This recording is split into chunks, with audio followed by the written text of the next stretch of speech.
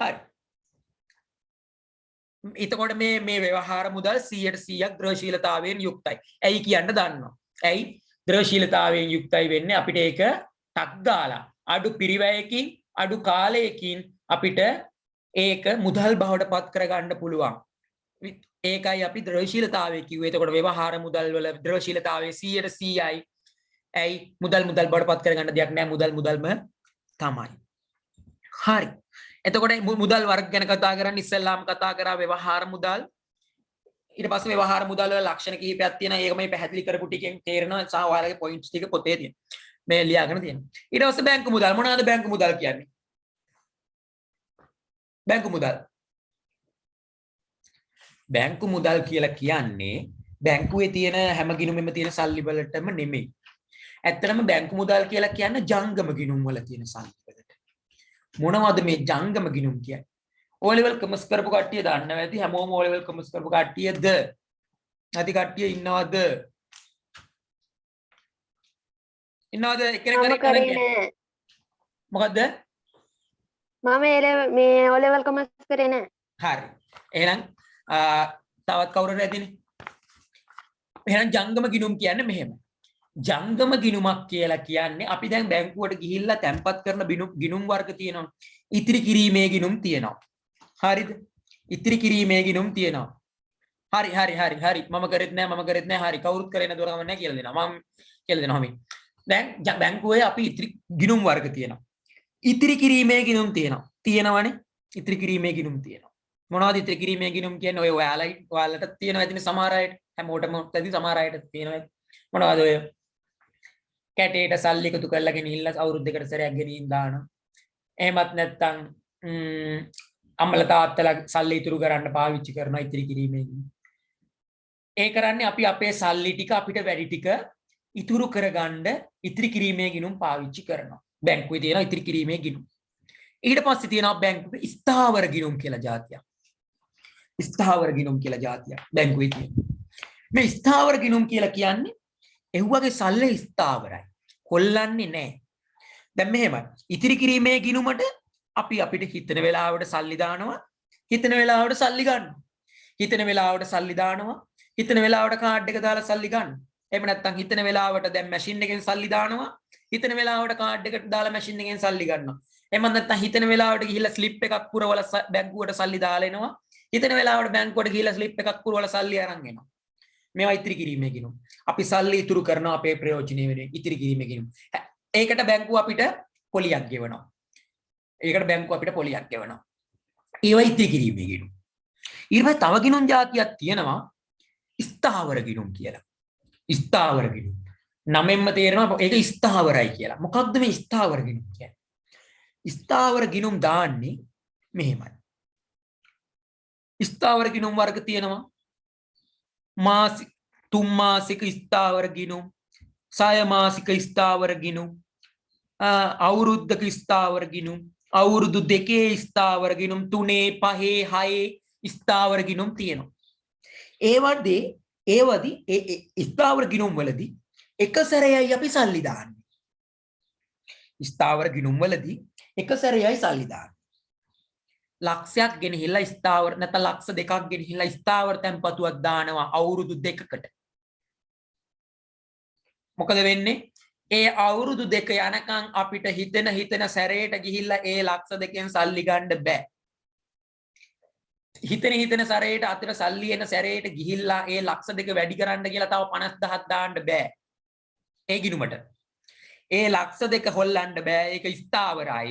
අවුරුදු 2කට දැම්මනම් අවුරුදු 2ක් කල් පිරුණාට පස්සේ විතරයි ගන්න පුළුවන්. ඒ අවුරුදු 2 යනකම් පොලිය හම්බ වෙනවා. ලොකු පොලියක් හම්බ වෙනවා. ඉතිරි කිරීමේ ගිණුම් වලට වඩා. ඉතිරි කිරීමේ ගිණුම් වලට වඩා ලොකු පොලියක් හම්බ වෙනවා. ඉතින් මේකේ ප්‍රශ්න කීපයක් තියෙනවා. මිනිස්සුන්ට සල්ලි එහෙම හිර කරලා තියන්න බෑනේ. මිනිස්සුන්ට සල්ලි එහෙම හිර කරලා තියන්න බෑ. ලක්ෂ 2ක් අවුරුදු 2ක් හොල්ලන්න නැතුව තියන්න බෑ. මොකද මිනිස්සුන්ට සල්ලි නැත්නම් ඕන වෙනකොට ගන්න තියෙනවා. නේද? මිනිස්සුන්ට සල්ලි ඕන වෙනකොට ගන්න තියෙනවා. ඉතින් මිනිස්සුන්ට ඕන වෙනකොට සල්ලි ගන්න තියෙන්න ඕන හින්දා මිනිස්සු ස්ථාවර තැන්පතු වල දානවා අඩුයි. ඇයි? හිතන සැරේට ගිහින් ගන්න බෑනේ. තව කීයක් හරි අතට ආපුවාම මේ ගිණුමට ගිහින් දාන්න බෑනේ. ඉතින් මේ දේවල් ඉඳන් මිනිස්සු ස්ථාවර තැන්පතු වල දානවා අඩුයි. ඒ වගේම තමයි දැම්මොත් ඉතින් පොලිය වැඩි. ස්ථාවර තැන්පතු වලට පොලිය වැඩි. බැංකුවෙන් පොලි දෙන පොලිය වැඩි. ඉතිරි කිරීමේ ගිණුම් වලට එහෙම නෙමෙයිනේ මම කියවනේ. ඉතිරි කිරීමේ ගිණුම් වලට ඕන වෙලාවට දාන ඕන වෙලාවට ගන්න. අද දාලා හවස ගත්තයි, හවස දාලා හෙට උදේ ගත්තයි. ඕන තරම් තිබ්බෑගේ මාසයක් යනකොට පොලි හම්බ වෙනවා. ඒ මාසේ ගණදෙනු වලට. ඔය විදිහට දැන් මම කතා කරා ඉතිරි කිරීමේ ගිණුම් සහ ස්ථාවර ගිණුම්. ඊළඟට තව ගිණුම් જાතියක් තියෙනවා. ජංගම ගිණුම්. ජංගම ගිණුම් මොනවද ජංගම ගිණුම් කියන්නේ? ජංගම ගිණුම් කියන්නේ ටිකක් බරපතලයි. නෑ, අතර බරපතල නෑ. ඒ කියන්නේ බරපතලයි කියලා කියන්නේ ඒක පාවිච්චි කරන කෙනාට බරපතලයි. අපිට ඉගෙන ගන්න බරපතල නෑ. ජංගම ගිණුමකින් වෙන්නේ විශේෂයෙන්ම ජංගම ගිණුමක් දෙන්නේ වාණිජ බැංකුව විතරයි ජංගම ගිණුම් දෙන්නේ. අපිට මේ ජංගම ගිණුම් වල වාණිජ බැංකුව කියන්නේ මොනවද කියන එක ඉස්සරහට අපි කතා කරනවා ශ්‍රී ලංකාවේ මූල්‍ය පද්ධතිය යටතේ. එතකොට මොනවද මේ වාණිජ බැංකුව කියන්නේ මොනවද මේ විශේෂිත බැංකුව කියන්නේ කියන එක එතකොට මම කියලා දෙනවා. මම දැනට කියන්නේ ජංගම ගිණුමක් ඕපන් කරන්න පුළුවන් වාණිජ බැංකුවක විතරයි. ඈ වාණිජ බැංකුව නෝන බැංකුවක් තියෙනවද? ඔව් තියෙනවා. මොනවද? පල්ලෙහාදී අපි කතා කරනවා. අපි අද හවස 6:07 වෙනකන් අපි ක්ලාස් එකේ ඉන්න තමයි උත්සාහ කරන්නේ. ඊට කලින් ඉවර කරගන්න පුළුවන් වුණොත් අපි ඉවර කරමු. නැත්තම් ඒ ටිකත් ඉවර කරමු. හරි. ජංගම ගිණුමක් කියලා කියන්නේ ජංගම ගිණුම් දෙන්නේ ගොඩක් වෙලාවට මම ඔයාලට පැහැදිලි වෙන්න කියන්න මොකද ඔයාලට මේ ගිණුම් ටික සවිස්තරාත්මකව ඉගෙන ගන්න තියෙන නිසා. එතකොට ඔයාලා ඒක ඉගෙන ගන්නවා. දැන් මේක පැහැදිලි වෙන්න මම කියනවා ජංගම ගිණුම් දෙන්න බිස්නස්මන්ලට. හැම බිස්නස්මන්ලට විතරක්ම නෙමෙයි ඕන අයටම දෙනවා. හැබැයි ඒකෙදි කිසිම වෙලාවක පොලියක් ගෙවන්නේ නැහැ. බැංකුවෙන් ඒකට සල්ලි දැම්මා කියලා පොලියක් ගෙවන්නේ නැහැ. ඇයි එහෙනම් මිනිස්සු ජංගම ගිණුම් වල සල්ලි දාන්නේ? ඇයි මිනිස්සු ජංගම ගිණුම් වල සල්ලි දාන්නේ? ඒකට පොඩි පොඩි ෆැසිලිටිස් ටිකක් හම්බ වෙනවා. චෙක් පත් වලින් ගනුදෙනු කරන්න පුළුවන්කම ලැබෙනවා. ඉතිරි කිරීමේ ගිණුමක් තියෙනවා. ඔයාලා තාත්තට ඔයාලා අම්මට චෙක් පොතක් හම්බෙලා තියෙනවද? බැංකුවෙන් නෑ. ස්ථාවර තැන්පතුවක් තියෙනවා. ඔයාලා කඩේට එහෙම නැත්නම් අම්මට තාත්තට චෙක් පොතක් හම්බෙලා තියෙනවද? නෑ. අනිවාර්යෙන් මෙහෙම කාගේ හරි කෙනෙක්ට චෙක් පොතක් තියෙනවා නම් එයාට තියෙන්නේ ජංගම ගිණුමක්. එතකොට මේ ජංගම ගිණුමෙන් කරන්නේ සේවා ඒ බිස්නස්මන්ලා එයාලගේ ගනුදෙනු පියවන්න එක පහසු කරනවා. සල්ලි ටික ජංගම ගිණුමේ තියෙනවා. සල්ලි ටික දානවා චෙක් එක ලියලා දෙනවා කාට හරි හදිස්සිය බිස්නස් එකක් ආපු ගමන් චෙක් එක ලිව්වා ඉරුව දුන්නා. චෙක් එක ලිව්වා ඉරුව දුන්නා. චෙක් එක ලිව්වා ඉරුව දුන්නා. චෙක් එක දුන්නා ඉරුව ලිව්වා. ඊට පස්සේ අර මිනිස්සයා චෙක් එක අරන් බැංකුවට ගියාම අරයාගේ ගිණුමෙන් අර ඉරලා දුන්න කෙනාගේ ගිණුමෙන් සල්ලි ටික අඩු වෙලා දෙනවා. මේ වගේ පහසුකම් සලසලා දීලා තිනවා මේ ජංගම ගිණුම. ඒ වගේම තමයි ජංගම ගිණුම් වල තව තියෙනවා තව ලක්ෂණ. ජංගම ගිණුම් වල බැංකු අයිරා දෙනවා. බැංකු අයිරා අයන්නයි ඊ අකුරයි රා යන්නයි අයිරා. මොනවාද බැංකු අයිරා කියන්නේ? බැංකුවේ සල්ලි නැතුව යන්න පුළුවන්. බැංකුවේ සල්ලි නැතුව යන්න පුළුවන්. ඒත් බැංකුවෙන් ගෙවනවා. ඈ එහෙමද? ඒ කියන්නේ මෙහෙමයි. මම ඔයාට චෙක් එකක් දෙනවා ඔයා මට බඩු තෝගයක් දුන්නේ හින්දා. ඊට පස්සේ මොකද වෙන්නේ? ඔයා චෙක් එක අරගෙන බැංකුවට යනවා.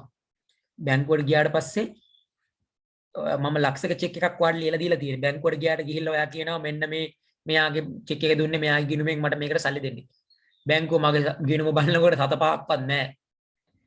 මම දන්නේ නැහැ. මම ඉතින් චෙක් එකෙන් ගනුදෙනු කරන්නේ. ඒ වුණාට මොකද බැංකුව කරන්නේ? සල්ලි නැහැ මේ යන්න ඔයා යන්න කියලා එලවන්නේ නැහැ. සද්ද නැතුව එයාට ලක්ෂ දෙනවා. ලක්ෂ දීලා මට ගෙදරට නැත්තම් මගේ ඔෆිස් එකට මැසේජ් එකේ මම නැත්තම් ලියුමක් හරි ලෙටර් එක මොකක් හරි මේ වෙනවා නැත්තම් කෝල් එකකින් දැනුම් දෙනවා. අපි ඔයාලට බැංකුව අයිරාවක් එහෙම නැත්තම් බැංකුව විසින් ණය මුදලක් වීම කරලා තියෙන ඔයාගේ සේවාලාභී කියලා. මෙන්න මේ විදිහට ජංගම ගිණුම් වල පහසුකම් කිහිපයක් තියෙනවා. ඉතින් ජංගම ගිණුම පවත්වාගෙන යන්න පෙළඹෙනවා ගොඩක් ඔය ගනුදෙනු කරන මිනිස්සු. ඉතින් ඉතිරි කිරීමේ ගිණුම් ස්ථාවර ගිණුම් ජංගම ගිණුම් කියලා මේ විදිහට ගිණුම් කිහිපයක්. ඉතින් මේ දැන් මේ ගිණුම් තුන පැහැදිලිද? කවුද අමීෂා නේද කිව්වේ දැන් O level commerce කරලත් නැහැ කියලා. පැහැදිලිද දැන් ගිණුම් වර්ග තුන? පැහැදිලි සර්. ඊට පස්සේ net මිහන්සිකා පැහැදිලිද ගිණුම් වර්ග තුන? පැහැදිලි නැහැ කියපු කට්ටිය. මේ කරලා නැහැ කියපු කට්ටිය. net මිහන්සිකා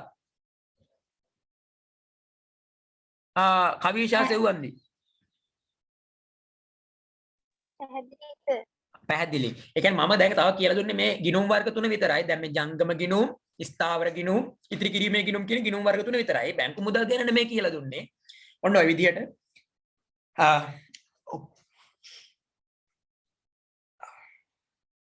ඔන්න ඔය විදිහට මේ ගිණුම් වර්ග තියෙනවා. ඉතින් බැංකු මුදල් කියලා කියන්නේ මෙන්න මේ ජංගම ගිණුම් වල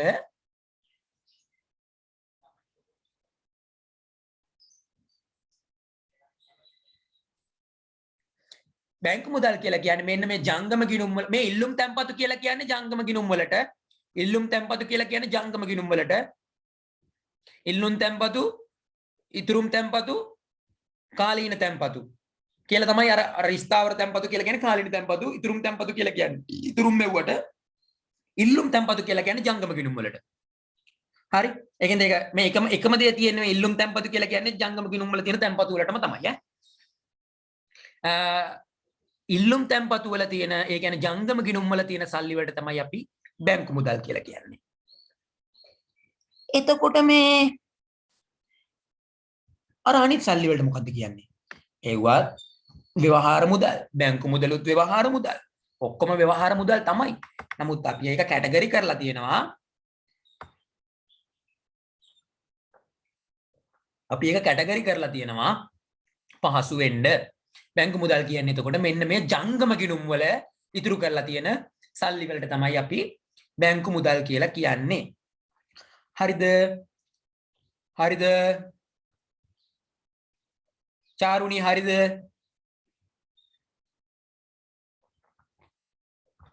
චාරුණි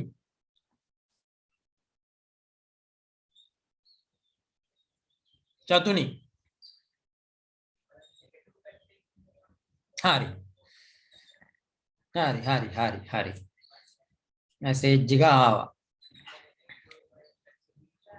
ඊට පස්සේ ආසන්න මුදල් වටිනාකමේ සන්නිධියක් ලෙස ක්‍රියා කරන නමුත් එහෙත් හුවමාරු මාධ්‍යයක් ලෙස ක්‍රියා නොකරන ඉහළ ද්‍රවශීලතාවයකින් යුත් වත්කම් ආසන්න මුදල් ලෙස හැඳින්වේ. ආසන්න මුදල් පහසුවෙන් හුවමාරු මාධ්‍යයක් බවට පරිවර්තනය කළ හැකිය. සැලකිය යුතු පිරිවැයකින් තොරව පහසුවෙන් මුදල් බවට පත් කරගත හැකි මූල්‍ය වත්කම් ආසන්න මුදල් ලෙස වඩාත් සරලව දැක්විය හැකිය. ආසන්න මුදල් පූර්ණ ද්‍රවශීලතාවයකින් යුක්ත නොවුවත් ඉහළ ද්‍රවශීලතාවයකින් යුක්ත වේ. එමෙන්ම ආසන්න මුදල් අතුරින් ඉටුවනුයේ මුදලේ කාර්යයන් අතුරින් වටිනාකමේ සන්නිධියක් ලෙස ක්‍රියා කිරීම යන කාර්ය පමණි. ඒ අනුව විනිමය මාධ්‍යයක් වශයෙන් ක්‍රියා කිරීම ඇතුළු අනෙකුත් කාර්යයන් ඉටු කිරීමට එම ආසන්න මුදල් බවට පරිවර්තනය කර යුතුය. මේ මොකද්ද මේ කියන්නේ? මෙයා මේක මේ නෝට් එකේම තියෙන එක හයියෙන් කියවන් ගියා. ඒ මාරියනවා. ඒක නම් අපිටත් කරන්න බැරුව කියලා හිතන්න එපා මම කියලා දෙනවා. මොකද්ද මෙතකොට මේ ආසන්න මුදල් කියන්නේ? ආසන්න මුදල්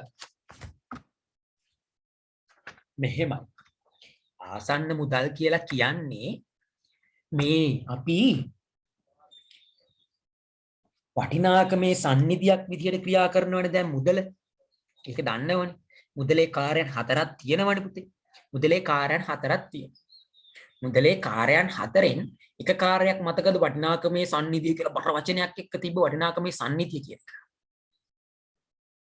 මෙන්න මේ වටිනාකමේ සන්නිධියක් ලෙස ක්‍රියා කරන කාර්යය. මොකක්ද එතකොට මේ වටිනාකමේ සන්නිධියක් කිව්වේ? කල් තියාගන්න පුළුවන් කියූප එක නේද? මතකද?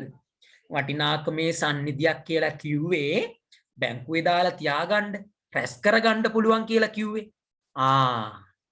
එහෙනම් ආසන්න මුදල් කියලා කියන්නේ වටිනාකමේ සන්නිධියක් ලෙස ක්‍රියා කරන. ඒ කියන්නේ රැස් කර තබා ගන්න පුළුවන්. ඉහළ ද්‍රවශීලතාවයකින් යුත් ආසන්න මුදල් ලෙස හැඳින්වෙනවා. ඒ කියන්නේ මොනවද මේ? බැංකුවේ දාන සල්ලි. බැංකුවේ දාන සල්ලි මොනවද? අර ඉතුරුම් ගිණුම් ස්ථාවර තැන්පතු වගේ ඒවා. පැහැදිලිද? තව කියලා දෙනවා. ඔහොම ඉන්න. මං අහන්නේ මම කියපු දෙක පැහැදිලිද? සරලව ආසන්න මුදල් කියන්නේ එතකොට මොනවටද? මං කියපු එක පැහැදිලිද චලිත්?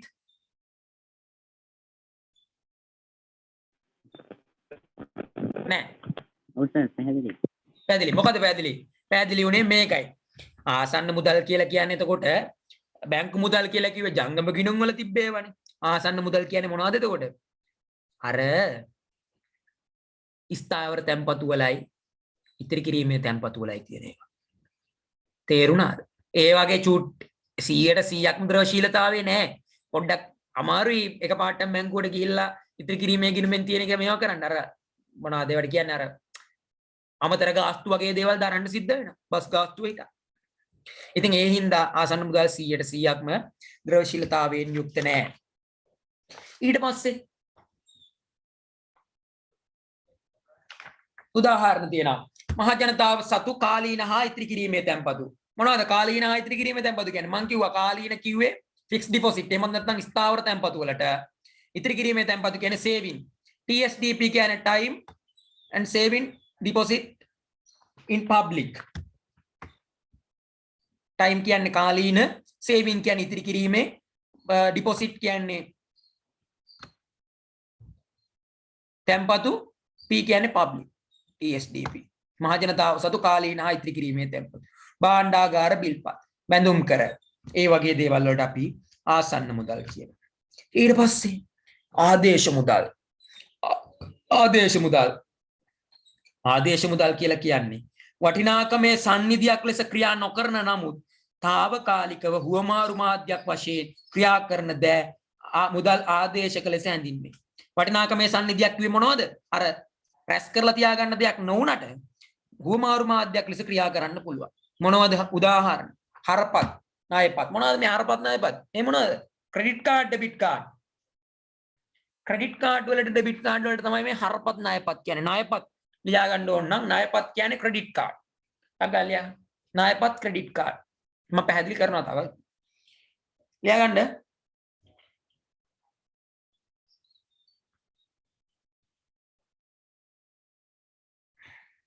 ණයපත් කියන්නේ ක්‍රෙඩිට් කාඩ්, හරපත් කියන්නේ debit card. Credit card, debit card. මොකක්ද එතකොට ආදේශ මුදල් කියන්නේ? අපි ආයෙ බලමු. මේක ඇත්තටම ලොකු වැදගත්කමක් නැහැ. ඔයාලා මතක තියාගත්තාම ඇති. ආදේශ මුදල් කියලා කියන්නේ වටිනාකමේ සන්නිධියක් විදිහට ක්‍රියා කරනවා. ක්‍රියා කරන්නේ නැහැ. මේක ලියන් තියෙන්නේ.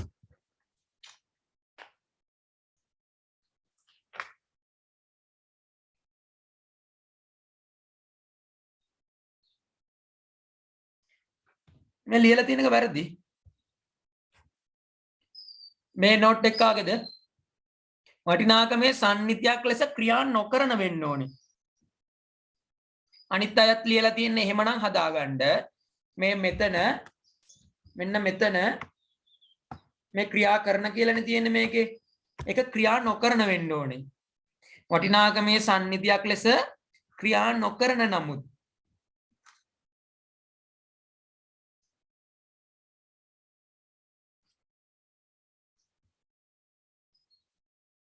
මේ නෝට් එකේ අයිතිකාරයා වහාම හදාගන්න. මම දන්නේ නැහැ කවුද කියලා. එයා ඇති මෙතන. මේ නෝට් එකේ අයිතිකාරයා මේක හදාගන්න. සහ අනිත් අය ලියලා තියෙන්නේ මෙතන ක්‍රියා කරන කියලා නම් ක්‍රියා නොකරන කියලා හදාගන්න. කාගේද මේ නෝට් එක? මට කියන්න කාගේද කියලා. ප්‍රශ්නයක් නැහැ කියන්න. කාගේද?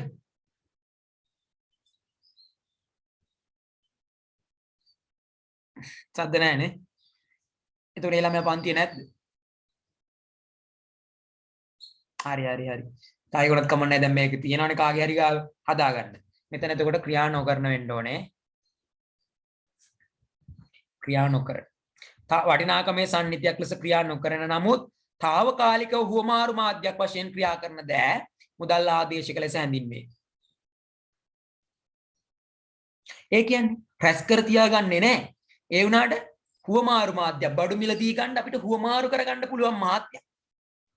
අපිට ක්‍රෙඩිට් කාඩ් එක දීලා හුවමාරු මාධ්‍යයක් විදිහට ඒ කියන්නේ ඒ පැත්තෙන් බඩු ගන්නවා අපි ක්‍රෙඩිට් කාඩ් එක දෙනවා. එතකොට එයාගෙන් සල්ලි කපන් අපිට ආපු ක්‍රෙඩිට් කාඩ් එක දෙනවා.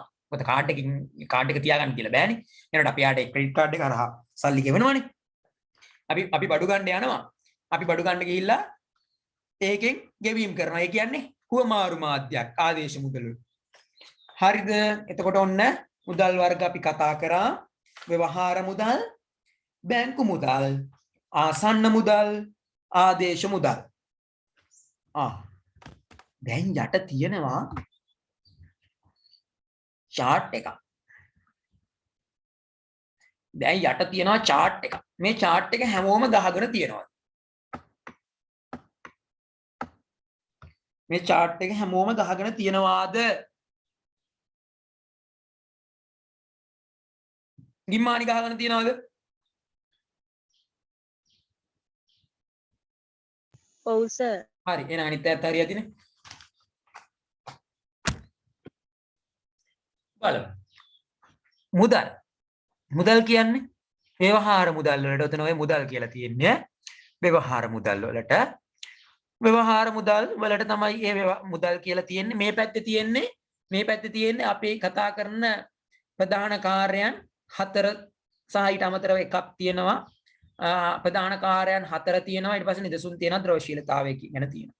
මුදල් හුවමාරු මාධ්‍යයක් ලෙස ක්‍රියා කරනවද? ඔව්. ඇයි? අපි දන්නවා මුදල් තියලා සල්ලි ගන්න පුළුවන්. ගිණුම් වටිනාකම් මැනීමේ මිනුම් මේකකයක්ද? ඔව්. මෙතන ගිණුම් මේකකයක් නෙමෙයි මිනුම් මේකකයක් කියලා හදාගන්න.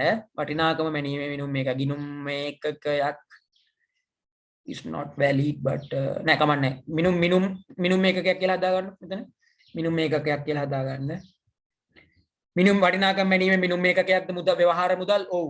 ඒක හරි. වටිනාකමේ සම්නිධියක්ද? ඔව්. රැස් කරලා තියාගන්න පුළුවන් මුදල්. අනාගත ගෙවීම් පියවීමේ මාධ්‍යයක්ද? ඔව්. අපිට අර හම්බුනේ විලම්බිත ගෙවුම් මාධ්‍යයක් කිව්වේ අර අපි කිව්වේ කතා කරලා සමහරුන්ට ලාවට තේරුනේ. අනාගතයේ ගෙවන්න බැඳෙන්න පුළුවන් කිව්වනේ මුදල් වලින්. ඒකට ඒකත් හරි. මේක අන්තිමට කතා කරන්න. ආසන්න මුදල්. ආසන්න මුදල් කිව්වේ ආසන්න මුදල්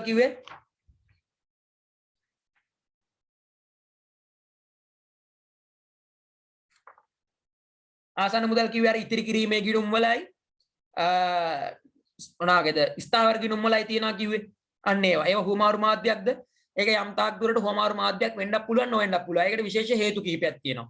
දැන් අපි මේ ඉතිරි කිරීමේ ගිණුම් හරහා ඔය කාඩ් වලින් ගෙවීම් කරනවානේ. නැත්තම් ඇත්තම කතාව ඉතිරි කිරීමේ ගිණුමේදී හුවමාරු මාධ්‍යයක් නෙමෙයි. අපිට ඉතිරි කිරීමේ ගිණුම බැංකුවේ තිබ්බ පළියට ඒ ඉතිරි කිරීමේ ගිණුමෙන් ඇත්තටම බඩු බාන්න මිලදී ගන්න බෑ. මොකද ඒක තියෙන බැංකුවේනේ පුතේ. ඒ වුණාට දැන් වර්තමානයේ වෙනකොට ඉතිරි කිරීමේ ගිණුම් වලට කාඩ් එකක් දීලා තියෙනවනේ. අන්න ඒ නිසා ඉතිරි කිරීමේ ගිණුම් වලින් දැන් මේ වෙනකොට ඒ කාඩ් එක හරහා ගෙවීම් කරනවා. ඒකින්ද අපිට හුවමාරු මාධ්‍යයක් විදිහට වර්තමානයේදී ඉතිරි ආසන්න මුදල් හුවමාරු මාධ්‍යයක් විදිහට ගන්න පුළුවන්. නමුත් ඔය ආසන්න මුදල් වලට තව උදාහරණයක් වෙන භාණ්ඩාගාර පිල්පත් භාණ්ඩාගාර බැඳුම් කර වගේ උදාහරණ කීපයකුත් තියෙනවනේ. ආයේ උදාහරණ ලියා ගන්නකො නිදසුන් කියන තැන යට තියෙන නිදසුන් කියලා කොටුව ආසන්න මුදල් වලට නිදසුන් ලියා ගන්න. ඉතිරි කිරීමේ ගිණුම් ඉතිරි කිරීමේ ගිණුම්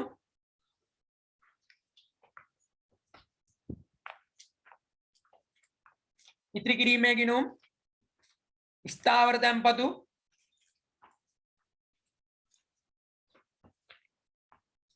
ඉතිරි කිරීමේ ගිණුම් ස්ථාවර තැන්පතු භාණ්ඩාගාර බිල්පත්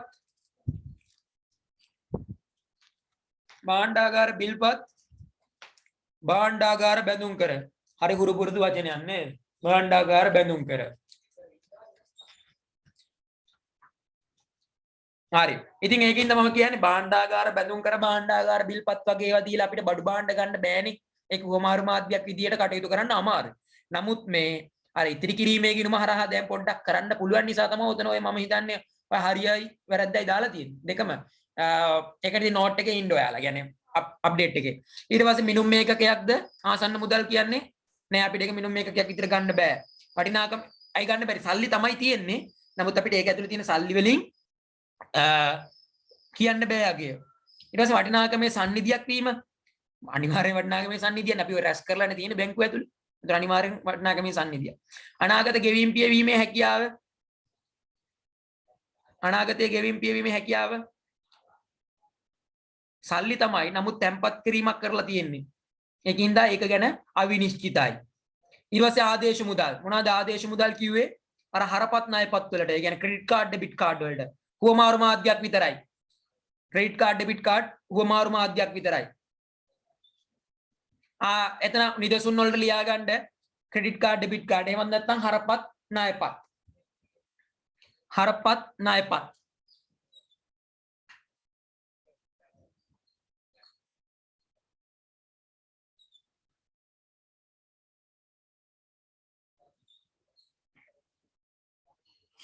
එතකොට හරපත් ණයපත් දෙක හුවමාරු මාධ්‍යයක් විතරයි. ඒක දීලා ඒකෙන් සල්ලි ටික කපා ගන්න කියලා බඩු ගන්නවා විතරයි. ඒක මේ විලම්බීත ගෙවුම් මාධ්‍යකුත් නෙමෙයි, වටිනාකමේ සම්නිධියකුත් නෙමෙයි. අපිට ඒවා රැස් කරලා තියාගන්න බෑ. හරි. රටේ මුදල් සැපයීමට අයත් වෙනවා අනිවාර්යෙන් මුදල්. මේ මොනවාද ආසන්න මුදල් බැංකු වල තැන්පත් කරලා තියෙන මුදල් අයත් වෙනවා. ඇයි කියලා මම කියන්නම් මූල්‍ය පද්ධතිය පාඩමේදී අපි බැංකු වල අපි ඔයාලගේ අම්මලා තාත්තලා තැන්පත් කියලා කරලා තියෙන සල්ලි ටික එහෙම්මම බැංකුවේ නෑ. ඒ ගෙනහිලා දාපු කොළ ටික එහෙම්මම බැංකුවේ නෑ. ඔයාලගේ පොත්වල අගේ ඉලක්කම් ටික විතරයි තියෙන්නේ. බැංකුවේ ඒ ගන්න සල්ලි යොදවනවා වෙන වෙන වැඩවලට. හරි. ඉතින් මේ දේවල් රටේ මුදල් සැපයීමට ආයේ එකතු වෙනවා. ඉතින් මේ දේවල් හින්දලා ආසන්න මුදල් රටේ මුදල් සැපයීමට එකතු වෙනවා. ආදේශික මුදල් එකතු වෙන්නේ නැහැ. ආදේශික මුදල් කියන්නේ හරපත් බරපත් කාඩ් ටික නේ ටික එකතු වෙන්නේ නැහැ නේ. එතකොට නැහැ. මෙන්න මේ chart එක ඔළුවේ තියාගන්න පුළුවන් නම් ඔයාලට මේ ආසන්න මුදල් ආදේශ මුදල් ව්‍යවහාර මුදල් අතර තියෙන වෙනස්කම් ටික වෙනස්කම් ලියන්න කියලා කිව්වොත් ඔය chart එක ඔළුවේ තිබ්බොත් ටක් ගාලා මීටර් කරගන්න පුළුවන්. ද්‍රවශීලතාවය 100%යි. ඉහළ ද්‍රවශීලතාවයක් මොකක්ද එළියට තියෙන්නේ? ඉල්ලම මොකක්ද එළියට තියෙන්නේ? ඉල්ලම ඉහළ අවශීලන. ආසන්න මුදල් වල ද්‍රවශීලතාවය. කපා ගන්න මේක. මේ විදිහට ලියලා දිනනවා නම් කපා ගන්න. ව්‍යවහාර මුදල් වලට වඩා සාපේක්ෂව ද්‍රවශීලතාවයෙන් අඩුය. ව්‍යවහාර මුදල් වලට වඩා සාපේක්ෂව ද්‍රවශීලතාවයෙන් අඩුය. ඒක ලියා ගන්න. මෙහෙම බයිලයක් දීලා තියෙනවා නම් කපන්න.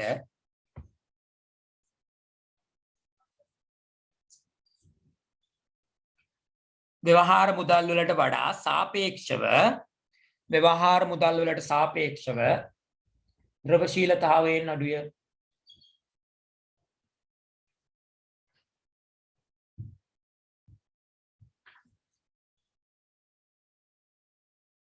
හරිද ශාරා? හරි සර්. හරි. හොඳයිනේ.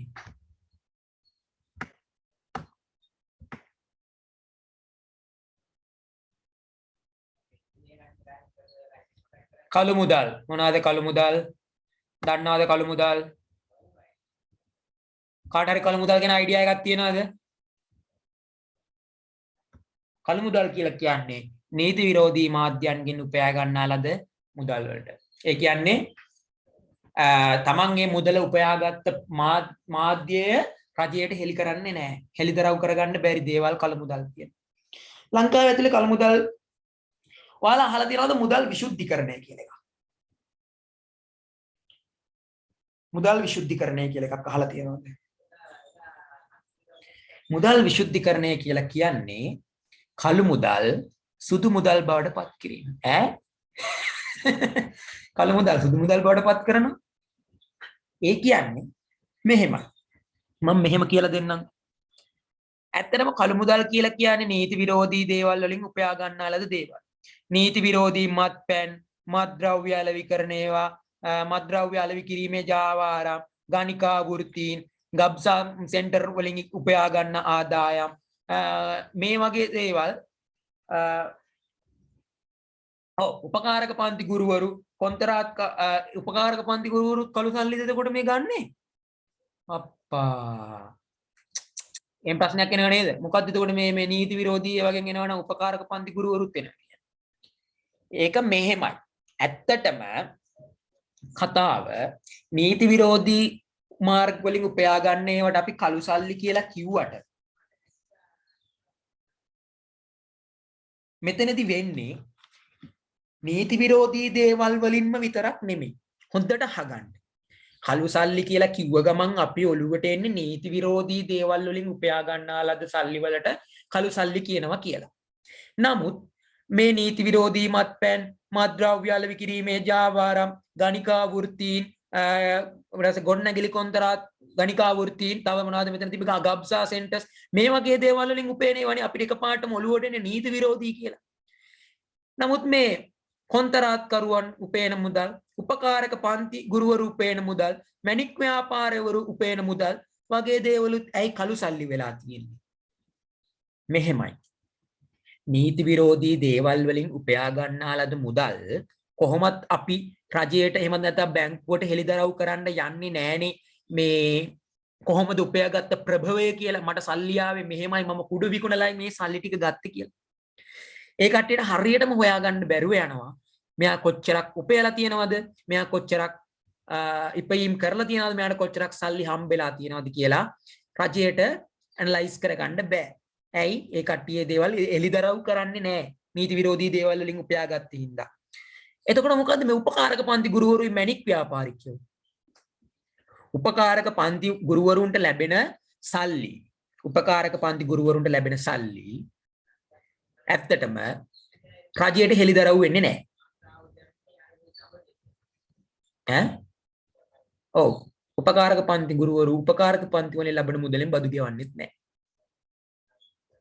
එයාලා බදු ගෙවනවා, එයාලගේ වෙන වෘත්තීන් වලින් ලැබෙන සල්ලි වලට ඒ ආදායම් බදු ගෙවනවා. එතකොට ඒ ආයත උපකාරක පන්තිය පවත්වාගෙන යන ආයතනයේ තියෙන තැන් වලට ඒ නගර සීමාවල වරිපණම් බදු ගෙවන. ඒවා ගෙවනවා. මම කියන්නේ උපකාරක පන්ති ගුරුවරු උපකාරක පන්ති වලින් උපයා ගන්න මුදල, ළමයින්ගෙන් උපයා ගන්න මුදල වෙනුවෙන් එයා ලබන ආදායමට ආදායම් බදු ගෙවන්නෙත් නැහැ. පැහැදිලිද? ඇයි? රජයට එලිදරව් කරගන්න බෑ එයා සල්ලි කොච්චරක් උපයනවද කියලා. කෙනෙක්ට කියන්න පුළුවන්, කෙනෙක්ට හිතෙන්න පුළුවන් ඇයි බැරි ඇවිල්ලා පන්තියේ ඉන්න ළමයි ගාන බැලුවොත් යාලට ඒක උපය ගන්න ගාන හොයා ගන්න පුළුවන්. එහෙම බෑ. එක එක දාට එක එක ළමයි ප්‍රමාණයන් ඉන්නේ. ඒකින්ද මේ ඔක්කොම කළු සල්ලි. නමුත් අපි කළු සල්ලි කිව්වහම කියන්නේ නීති විරෝධී ආකාරයෙන් උපයා ගන්නා ලද දේවල් කියලා. ඒකින්ද ආයෙ කියන්න එපා නීති විරෝධී දේවල් වලින් උපයා ගන්නා ලද මුදල් කළු මුදල් කියලා හඳුන්වන්න එපා. මොකද එහෙම වුණොත් ඒක වැරදි ටිකක්. මොකද දැන් උපකාරක පන්ති කියන ඒවවත් මැණික් ව්‍යාපාරික, මොකද මැණික් ව්‍යාපාරයටත් ඔය ප්‍රශ්නේනේ. මැණික්කාරයා මේ මැණික වික්කේ කීයටද කියලා හරියටම කියන්න බෑ. මැණික ගත්තේ මැණිකට දුන්න වටිනාකම කීයද කියලා කියන්න බෑ. එක එක්කෙනා ඒ වටිනාකම අනුව දෙන්න එක එක මුදල් මිලක්. පැහැදිලිද? ඉතින් ඒකින්ද ඊළඟ දවසේ කවුරු හරි කළු සල්ලි කියන්නේ මොනවද කියලා අහුවොත් නීති විරෝධී මාර්ග වලින් උපයාගත්තා කියලා කියනවට වඩා හොඳයි මුදල් ඉපයූ ප්‍රභවය රජය වෙත එලිදරව් නොකරන මුදල් කළු මුදල් වේ කියලා.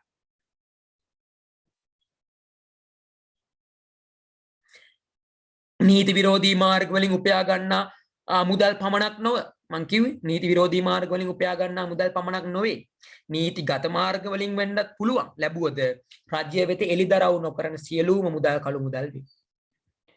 ඒ කියන්නේ රජයට මේ දේවල් එලිදරව් වෙන්නේ නැත්නම් මේ දේවල් කළු මුදල් කියන එක. මිස් එක කළු මුදල් කියන්නේ නීති විරෝධී මුදල් නෙමෙයි. මොකද එතකොට මං අර කලින් කිව්ව මුදල් විසුද්ධිකරණය එහෙමත් නැත්නම් කළු මුදල් සුදු මුදල් කරනවා. කොහොමද කළු මුදල් සුදු මුදල් කරන්නේ? සුදු මුදල් කියන්නේ සාමාන්‍ය මුදල් වලට. කළු මුදල් සුදු මුදල් කරනකොට අපි කියන්නේ මුදල් විසුද්ධිකරණය කරනවා කියලා. මුදල් විසුද්ධිකරණය කරන්නේ කොහොමද? අපි ගාව දැන් කුඩු විකුණපු සල්ලි තියෙනවා. අපි ගාව දැන් මත්පැන් විකුණපු සල්ලි තියෙනවා. ඒ දේවල් වලින් අපිට බැංකුවට දාන්න ගියොත් එහෙම ඒ දේවල් බැංකුවට දාන්න ගියොත් එහෙම මොකද වෙන්නේ? අහනවා කොහෙන්ද ඔයාට මේ සල්ලි ආවේ? මේ සල්ලි ආපු ප්‍රභවය මොකද්ද? කුඩු වික්ක කියන්න බෑනේ. කුඩු වික්ක කිව්වොත් මේ ඒ වෙලෙම ඉතින් පොලිසියෙන් අල්ලලා යනවා. එහෙනම් කොහොමද දැන් අපි මේ සල්ලි ටික බැංකුවට දාන්න යන්නේ? අපිට පුළුවන් ඉඩම් මිලදී ගන්න, අපිට පුළුවන් රත්තරන් බඩු මිලදී ගන්න, අපිට පුළුවන් ගොඩනැගිලි මිලදී ගන්න. ඔන්න ඔහොමයි කළු සල්ලි සුදු කරන්නේ. එතකොට මොකද වෙන්නේ? අපි නීති විරෝධී මාර්ග වලින් උපයාගත්ත මුදල් ටිකක් නෙමෙයි ගොඩක් තියෙනවා. ඕක බැංකුවේ දාන්න ගියොත් එහෙම බැංකුවෙන් අහනවා මේ කොහෙන්ද කියලා. ඊට පස්සේ අපි ගන්න ඉඩම කොහෙන් හරි උන්ට පැත්තකින් උන්ට සරුසාර ඉඩමක් ගන්නවා අර සල්ලි වලින්. අරගෙන ඉඩම ඕනනම් තියා ගන්නවා. ඉඩම් තියාගත්ත කියලා ප්‍රශ්නයක් වෙන්නේ නැහැ. එන්නේ ඉඩමේ අගේ වැඩි වෙනවා මිසක් ඉඩම් වලගේ අඩු වෙන්නේ නැහැ. කාලයක් ඕන නම් ඒක හේ ඉඩම තිබ්බත් කමක් නැහැ. නැත්නම් පස්සේ දවසක ආ ඉඩම විකුණලා දාන්න. දාලා ඒ සල්ලි ටික අරන් ගිහලා බැංකුවේ දානකොට අහනවා කොහෙන්ද සල්ලි කියලා. මේ ඊටමත් තියෙන තිබ්බනේ අපේ ඒක වික්කන්නේ. බොරුද කියලා බලන්න ඕන නම් ගිහින් බලමු. ඔව් මේ ඊට මෙයාගේ තමයි.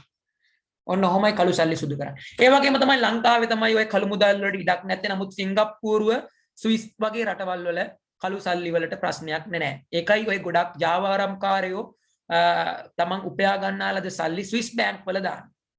ස්විස් බැංක් වල සිංගප්පූරු බැංක් වල දාන්නේ ඒකයි. සිංගප්පූරුවේ බැංක් account එකක් අරලා ඒ බැංකුවට සල්ලි දැම්මා මෙහෙන් අහන්නේ නැහැ කොහෙන්ද මේ සල්ලි කියලා. ස්විස් වලත් එහෙමයි. ස්විස් වල. ඒකයි ඔය ස්විස් බැංක් account තියෙන්නේ මේ සිංගප්පූරු බැංක් account තියෙන ඔය Java ආරම්භ කරන කට්ටිය වල අහලා ඇති නිවුස් වලට එම බැංක් accounts තිබ්බා කියලා. මොකද ඒ රටවල් වල අහන්නේ ඒ රටවල් වලට සල්ලි විතරයි ඕනේ තමන්ට විනිමය විතරයි ඕනේ. ඒ කට්ටිය අහන්නේ නැහැ මේවා කළුද සුදුද කියලා. ඉතින් ගොඩක් Java ආරම්භකාරයෝ තමන් නීති විරෝධී මාර්ග වලින් උපයා ගන්නාලද මුදල් ස්විස් බැංක් වල සහ සිංගප්පූරු බැංක් වල දාන ඒවා අමතර දැනුමට මම කිව්වා. හරි. එතකොට නෝකයි කළු සල්ලි කියන්නේ. ඊට පස්සේ කළු සල්ලි කතාව පැහැදිලිද? පැහැදිලිද? සහත්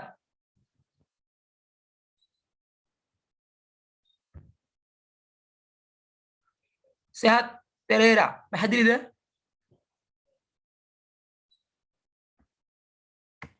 ලාවට නෙමෙයි නේද? පැහැදිලි කියලා මැසේජ් එක ඇවිල්ලා තියෙනවා. හරි ලාවට නෙමෙයි. හරි. ලාවට තේරෙන්නේ නැහැ. ඒ වගේ පොඩ්ඩක් අර තිබුණනේ අමුතු වචනෙට හිකුන්නේ. ඊට පස්සේ ශක්තිමත් මුදල් මේ ලාවට පැහැදිලි නෙමෙයි. ඒක පැහැදිලි නැත්නම් කියන්න ඕනේ නෑ මම ඔය ලාවටද කියලා ඇහුවා කියලා නෑ කියන්න එපා. අනිවාර්යයෙන්ම කියන්න කාට හරි පැහැදිලි නැත්නම්. අමිෂා පැහැදිලි නේද? ඔව් සර් පැහැදිලි. හරි. ශක්තිමත් මුදල්. ඊට පස්සේ අන්තර්ජාතික වෙළඳාමේදී ලෝකයේ ඕනෑම රටක් විසින් පිළිගන්නා මුදල් ශක්තිමත් මුදල් ලෙස හැඳින්වේ. ඇමරිකානු ඩොලරය, බ්‍රිතාන්‍ය පවුම, යූරෝ සහ ජපන් යෙන් මෙලෙස පිළිගැනීමට ලක් වී ඇති මුදල්ය. පැහැදිලි කරන්න ඕනේද? නෑ. ඒ කියන්නේ අන්තර්ජාතික වෙළඳාමේදී ඕනම ලෝකයක් පිළිගන්නේ මුදල් තමයි අපි ශක්තිමත් මුදල් කියන්නේ. ඒ කියන්නේ අපි තාමත් සමහර ඉම්පෝර්ට් එක්ස්පෝර්ට් ආනයන අපනයන ගනුදෙනු කරන කතා කරන්නේ විශේෂයෙන්ම ඇමරිකන් ඩොලර් වලින් අගය කියන්නේ. ඒ තරමට ඇමරිකන් ඩොලරය මුළු ලෝකෙම පිළිගන්නවා. බ්‍රිතාන්‍ය පවුම පිළිගන්නවා. ඔය ලංකාන් රුපියල් වලින් අපි සාමාන්‍යයෙන් යමක අන්තර්ජාතික ගනුදෙනු වලදී කියන්නේ නැහැ. අපිට ණය ලැබෙන්නේ නැහැ රුපියල් වලින් අපිට ණය ලැබෙන්නේ ඩොලර්ස් වලින්. ඉතින් ඒ අඩියන් අපි ප්‍රකාශ කරන්නේ ඒ විදිහට මුළු ලෝකයේම සමස්තව පිළිගත් එක මුදල් ඒකකයක් හරහා. ඉතින් ඇමරිකන් ඩොලර්, ජපන් යෙන් වගේ මුදල් වලට අපි ශක්තිමත් මුදල් කියලා කියනවා. ඒ දේවල් අලෙච්චර ලොකුවට පැහැදිලි කරන්න දෙයක් නැහැ. and next one පූර්ණ මුදල්. full money.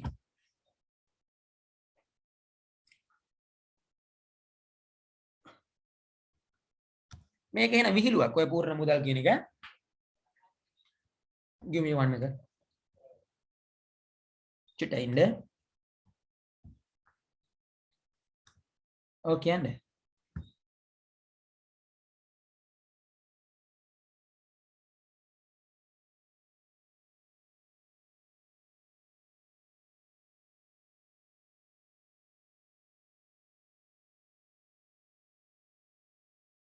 හරි.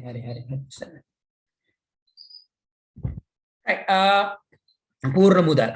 පූර්ණ මුදල් කියලා කියන්නේ මුහුණත වටිනාකම සමාන නයිසાર્ගික වටිනාකමක් යවත් අභ්‍යන්තර වටිනාකමක් ඇති මුදල්. මේ කියන වීලුවක් වේ මම දැන් අපි මෙහෙම හිතන්නකො රුපියල් 1000 කොලේ ඇත්තටම 1000ක් වටිනවද? ඒ කියන්නේ 1000 කොලය 1000 කොලය 1000ක් වටිනවද? නෑනේ. ඒ කියන්නේ මුහුණතේ ගහලා තියෙන රුපියල් 1000යි කියලා. මුහුණතේ ගහලා තියෙන රුපියල් 5000යි කියලා. ඒත් ඒ කඩදාසිය වටිනාකම ඇත්තටම රුපියල් يعني කඩදාසිය දීලා රුපියල් 5000ක බඩු මුට්ටු ගන්න පුළුවන්. නමුත් මේ මුහුණතේ ගහලා තියෙන කොලේ ඒ කොලය රුපියල් 5000ක් තරම්වත් වටිනවද? නෑනේ. අන්න ඒකට තමයි පූර්ණ මුදල් කියලා කියන්නේ. අන්න ඒ විදිහට මුහුණතේ සඳහන් කරලා තියෙන අගයම ඒ මුදලේට වටිනවනම් ඒ කියන්නේ දැන් හිතන්නකෝ රත්තරන් කාසියක් මුහුණතේ ගහලා තියෙනවා පවුම් එකයි කියලා රත්තරන් පවුමක් පවුම් එකයි කියලා ගහලා තියෙනවා. ඒ පවුම් එකක් තරම් වටිනවා. අන්න ඒ වගේ කතාවක් මේ කියන්නේ පැහැදිලිද? මට ඒක පැහැදිලි කරනකොට කලවම් වුණා වගේක් වුණා. මං අහන්නේ ඒක වුණාට ඔයාලට පැහැදිලි වුණාද මං කියන එක? කියන්නේ මුහුණතේ සඳහන් කරලා තියෙන අගය මුහුණතේ සඳහන් කරලා තියෙන අගේ තරම්ම වටිනවා නම් ඒ මුදල. ඒවට අපි පූර්ණ මුදල් කියලා කියනවා. රුපියල් 5000 කොලේ පූර්ණ මුදලක් නෙමෙයි. රුපියල් 5000 කොලේ රුපියල් 5000 කියලා ගහලා තිබ්බට ඒ කොලේ 5000ක් වටින්නේ නැහැ. 5000ක අගයෙන් බඩු ගන්න පුළුවන්. නමුත් ඒ කඩදාසි කෑල්ල 5000ක් නෙමෙයි. ඒ වුණාට රත්තරන් කාසියක් ගන්න. රත්තරන් කාසියේ මුහුණතේ සඳහන් කරලා තියෙන අගය ඒ අගයට වඩා ආයෙ පොඩ්ඩක් ආයෙ පාරක් පහ කියන්නේ. ආයෙ පාරක් කියන හරි. මෙහෙමනේ. දැන් රුපියල් 5000 කොලයක් ගන්න. රුපියල් 5000 කොලේ මුහුණතේ ගහලා තියෙනවානේ රුපියල් 5000කි. ඉලක්කමිනුත් ගහලා තියෙනවා. අකුරෙනුත් ගහලා තියෙනවා. ඒ කතාව හරිනේ. දන්නවනේ. රුපියල් 5 කාසියක් ගන්න. රුපියල් 5 කාසියේ ගහලා තියෙනවා රුපියල් 5යි කියලා. හරි. රුපියල් 5000 කොලේ 5000යි කියලා මුහුණේ ලියලා තිබ්බට ඒ කඩදාසිය රුපියල් 5000ක් වටිනවද? කඩදාසිය රුපියල් 5000ක් වටින්නේ නෑනේ. ඒ කියන්නේ රුපියල් 5000 කොලෙන් 5000ක බඩු ගන්න පුළුවන් වුණාට ඒ 5000 කොලය ඒ print කරලා තියෙන කොලය 5000ක් වටින්නේ නෑනේ. රුපියල් 5යි කියලා කාසිය ගහලා තිබුණට ඒ රුපියල් 5 කාසිය රුපියල් 5ට වඩා වටිනවා. ඇයි? ඒ ලෝහ වලට සමහර විට රුපියල් 5ට වඩා පිරිවැයක් දරලා තියෙන්න පුළුවන්. පැහැදිලිද? එතකොට මෙතනදී පූර්ණ මුදල් කියලා කියන්නේ මුහුණතේ සඳහන් කරලා තියෙන අගයම වටිනවා නම් රත්තරන් කාසියක ගහලා තියෙන පවුම් 1යි කියලා. ඒ පවුම් එකේ කාසිය ඇත්තටම රත්තරන් පවුමක් තරම් වටිනවා. ඇයි? ඒ කාසිය රත්තරන්. ඒක නිසා මුහුණතේ ගහලා තියෙන තරම්ම ඒ කාසිය වටිනවා. පැහැදිලිද දැන් දිනදි වාක්‍ය අහලා තිබ්බ ආය පාරක් කියන්නේ කියලා දැන් පැහැදිලි වුණාද නැත්නම් ආය කියන්න. ධර්ණි පැහැදිලිද? පැහැදිලි. පැහැදිලි. ඒ කියන්නේ ඕන ආය පාරක් හැමෝටම කියන්නම්කෝ මම. දැන් අර මූණේ ගහලා තියෙනවානේ 5000 මූණේ නැත්නම් 1000 මූණේ කියලා කියන්නේ මේ කොලේ ලියලා තියෙනවානේ 5000යි 1000යි 100යි ඒව කියලා ලියලා තියෙනවානේ. නමුත් ඒ කඩදාසි කෑල්ල එච්චර වටින්නේ නෑනේ. මූණේ තියෙන තරම්ම ඒකේ දැන් රුපියල් 5 කාසිය රුපියල් 2 කාසිය ගත්තොත් එහෙම රුපියල් 2 කාසිය සමහර රුපියල් 2කට වඩා වටිනවා. ඒ ලෝහ තලලා මේ මොකද රුපියල් 5 කාසිය තලලා මේ මොකක් හරි කරාඹුවක් හැදුවොත් එහෙම උණු කරලා ඒ කරාඹුව වික්කෑගේ රුපියල් 3-400කට. ඒ මොකද ඒ ලෝහය වටිනවා ඊට වඩා. නමුත් රුපියල් 5යි අර කාසිය වටිනාකම. එතකොට මූණතේ ගහලා තියෙන්නේ 5යි. නමුත් ඒ මූණතේ ගහලා තියෙනවට වඩා ඒකේ ඇතුලේ තියෙන කන්ටෙන්ට් එකේ මේ කියන්නේ අභ්‍යන්තරයේ වටිනාකම වැඩි. රුපියල් 5යි. දැන් පැහැදිලිද?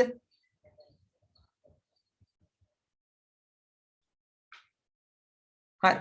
පැහැදිලි වෙන්න ඕනේ. පැහැදිලි නේද දිරිදි භාග්‍ය?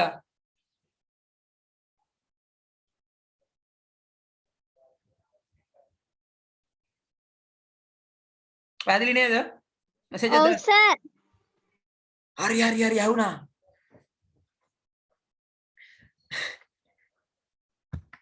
ඊට පස්සේ නියෝජිත මුදල්. මොනවද නියෝජිත මුදල් කියන්නේ? රන් රිදී වැනි වටිනා ලෝහ භාරක භාවිතා කළ යුගයේදී ඒවා රන්කරුවන් වෙත තැන්පත් කිරීම වෙනුවෙන් රන්කරුවන් විසින් නිකුත් කරන කුවිතාංශයයි. ඉක්නොද අල්ලා දාන්නේ.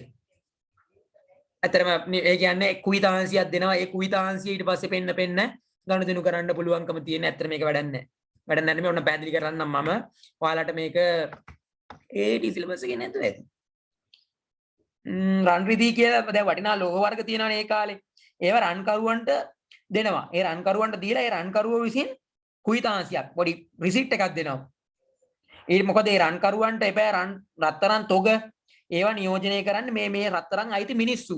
ඉතින් මේ මිනිස්සු ඒ දේවල් වලට ඒ වුණාට Tamanට වැඩක් නැති හින්දා මේ රත්තරන් කාර්යයට දීලා ඒකෙන් කුවිතාංශයක් ගන්නවා. ඊට පස්සේ ඒක හරහා ගනුදෙනු කරන්න පුළුවන්කම ලැබෙන. අතර මේක දැන් භාවිතා කරන්නෙත් නැහැ. ද්‍රවශීලතාවය ගැන අපි කතා කරා ආයි කියන්න ඕනේද? ද්‍රවශීලතාවය ගැන අපි කතා කරා ආයි කියන්න ඕනේද?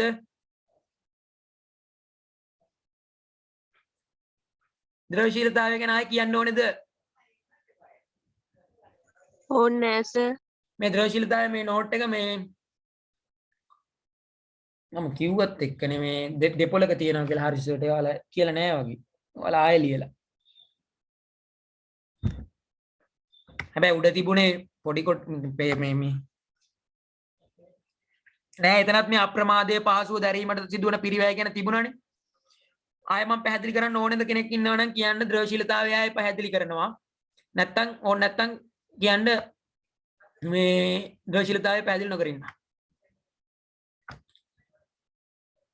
කවුරු හරි කෙනෙක් කියනවා ද්‍රවශීලතාවය ආයෙ පැහැදිලි කරන්න කියලා ඕනනම් පැහැදිලි කරනවා.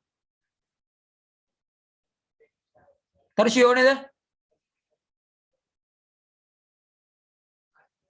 තර්ෂි ඕනේ සර්. ඕනේ නෑ නේ. එනට එකපාරක් කියන්න ඕන නැත්තම් කියයි කිව්වේ නෑ කියලා. ද්‍රවශීලතාවය කියලා කියන්නේ දන්නවා දැන් අපි ද්‍රවශීලතාවය කියලා කියන්නේ වත්කම් මුදල් බවට පත් කර ගැනීම. මොනවද වත්කම් මුදල් බවට පත් කරගන්නේ? අපිට වත්කම් තියෙනවා, ස්ථාවර වත්කම් තියෙනවා. ඒ වගේ දේවල් අපි මුදල් බවට පත් කරගන්න. ස්ථාවර වත්කම් විතරක් නෙමෙයි. ජංගම වත්කනුත් එක්කලා. ඒ දේවල් මුදල් බවට පත් කර ගැනීමට අඩුම පිරිවැයකින් අඩු ශ්‍රමයකින් අඩු කාලයකින් මුදල් බවට පත් කර ගැනීමේ හැකියාව කියන වචනේ අනිවාර්යෙන් දාන්න. පත් කර ගැනීමේ හැකියාව ද්‍රවශීලතාවය වෙනවා. අපි බලමු මෙතන තියෙනවා මෙන්න මෙතන ද්‍රවශීලතාවය පිළිවෙලින්. ඉස්සරලාම ද්‍රවශීලතාවයේ වැඩිම මොනවද? ද්‍රවශීලතාවයේ 100%ක්ම තියෙන මොනවාගේද? කාසි හා නෝට්ටු. ඊට පස්සේ ඉල්ලුම් තැන්පතු. ඇයි අර බැංකුවේ තියනවා කියපු ඉතුරු කිරීමේ තැන්පතුයි මේ කාලීන තැන්පතුයි ඒවට ඉල්ලුම් තැන්පතු. ඊට පස්සේ ඉතිරි කිරීමේ තැන්පතු. ඊට පස්සේ ස්ථාවර තැන්පතු. ඉල්ලුම් තැන්පතු කිය ජංගම ගිණුම් වලට මෙතන ලියා ගන්න. ඉල්ලුම් තැන්පතු ජංගම ගිණුම් ලියා ගන්න. ඉල්ලුම් තැන්පතු ජංගම ගිණුම් මේ නෝට් එකේ තියෙන තැන ලියා ගන්න ඔයාලා. ඉස්සරහින් ඉල්ලුම් තැන්පතු වරහන් තුල ජංගම ගිණුම්. ඉතිරි කිරීමේ තැන්පතු දන්නවා. ඉතිරි කරන ඒවා ස්ථාවර තැන්පතු මම පැහැදිලි වෙන්න කිව්වා. මේ පිළිවෙලට තමයි 100 මේක 100%යි මේක 100%ම නැති වුණාට ආසන්නයි මේක මීට වඩා ආසන්නයි මේ විදියට ඉහළට යන්නේ ද්‍රවශීලතාවයේ පිළිවෙලින් වැඩි මේක අඩු මේක ඉඩම් ගොඩනැගිලි යන්ත්‍ර සූත්‍ර අපිට ටක් ගාලා මුදල් බවට පත් කරගන්න බෑ. හරි.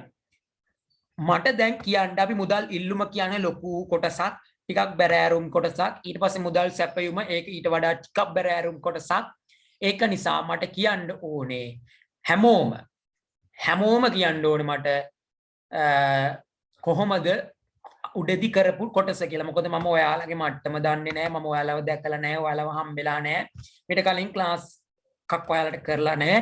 ගින්දා මම කොහොමද කට්ටියගේ කැපැසිටි එක කියන්න දන්නේ නැහැ. මම O level ඉවර වෙලා මේ ඉන්න සෙට් එක හින්දා තමයි ඒ මට්ටමින් ඉඳලා අඩු මට්ටමින් ඉඳලා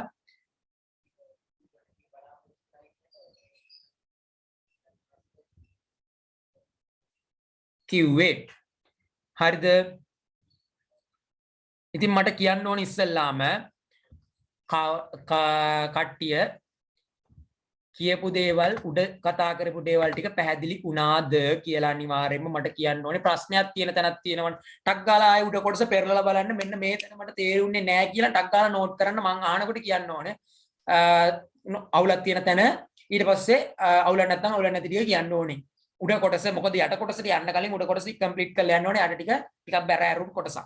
මට කියන්න මම ටක් ගාලා අහගෙන යන ටක් ගාලා මට ටක් ගාලා ඔයාලා මුල් ටික බලන්න. ඔයාලට මේ කොටස නම් මේ අකා කියප එක තේරුන්නේ නැහැ කියලා කියනවා නම් මම ආයේ ඒ ටික කියනවා. ඒ එක එක්කෙනාට වෙනම හරි මම ඒ ටික කියනවා. ඒ කියන්නේ කාලය අරගෙන 15 දෙනා 14 දෙනා ඉන්නේ 15 දෙනා මට කියන්න ඕනේ. ටක් ගාලා එකකින්ද බලන්න උඩ කියන්නේ නෝට් එකේ මෙච්චර වෙලා කරපු ටික බලලා මට කියන්න. විනාඩි 3ක් දෙන්නම් 12:57යි එක වෙනකන් ටයිම් එක දෙන්නම්. ආයෙ පොඩ්ඩක් රිෆර් කරන්න උඩ කොටස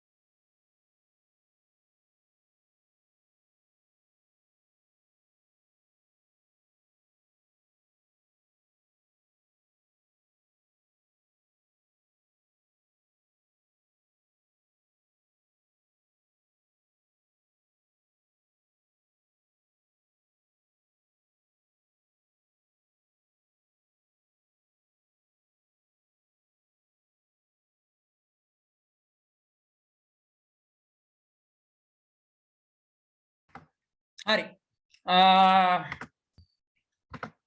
මට කියන්න. ආදිත්‍යෝ ආදිත්‍ය කවුද? ආදිත්‍යද ආදිත්‍යද මට ඉස්සලා කියන්නකෝ ඒක. ආදිත්‍යා. ආදිත්‍ය හරි. ගර්ල් කෙනෙක්. හරි. කොහොමද ප්‍රශ්නේ මොකක්ද? තත්ත්වේ. ප්‍රශ්නයක් නෑ සර් හැබැයි. හරි. අමීෂා? මටත් එහෙම තමා. චාරුණී?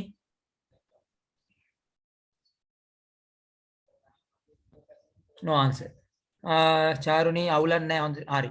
ඊට පස්සේ චතුනී?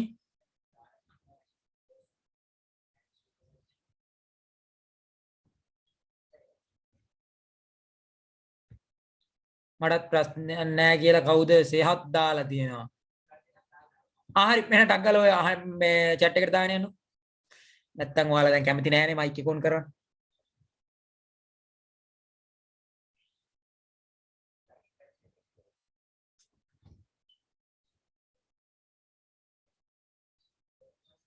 ලාවට තේරුණේවත් කියන්න. හරිද සේහත්?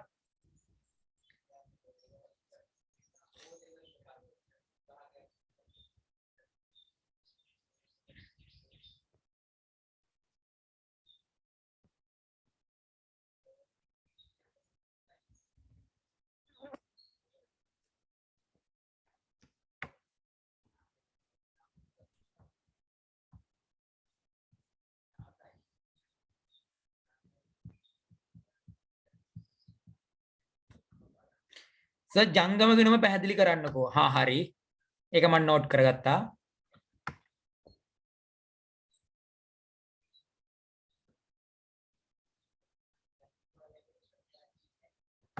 අනිත් අයට පෙනී යන්නේ ප්‍රශ්නයක් නැති බවයි.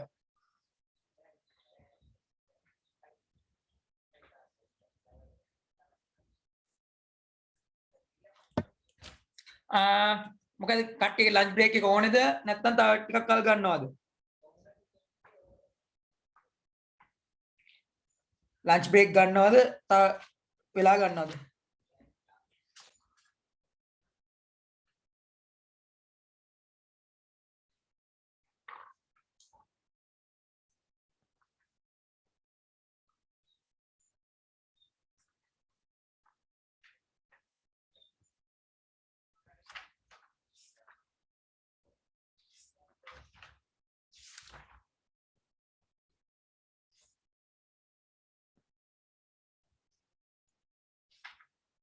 කියන්න.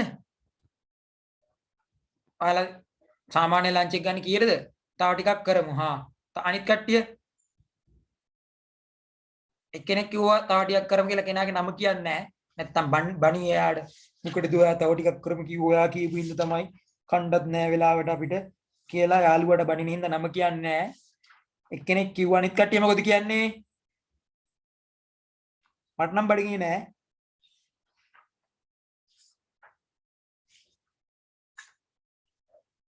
තව ටිකක් කරමු. හැබැයි පටන් ගත්තොත් මුදල් ඉල්ලුම ඉවර කරලා තමයි මේ ආයෙ ඉන්ටර්වල් දෙන්නේ. මැද නවත්තන්න ඉල්ලුම. තව ටිකක් කරමු කියනවා. හරි කරමු. එන්න මුදල් ඉල්ලුම කොටසට.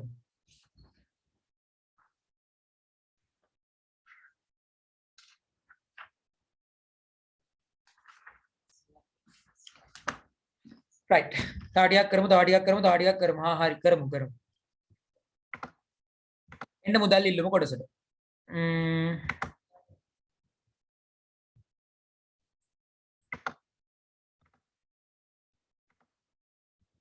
ස්ක්‍රීන් එක පේනවද? පේනවා සර්. හරි. මුදල් ඉල්ලුම කොටස මම නෝට් එකේ තියෙන්නේ මේ කලින් ලියපු කෙනා එකක් නෙමෙයි.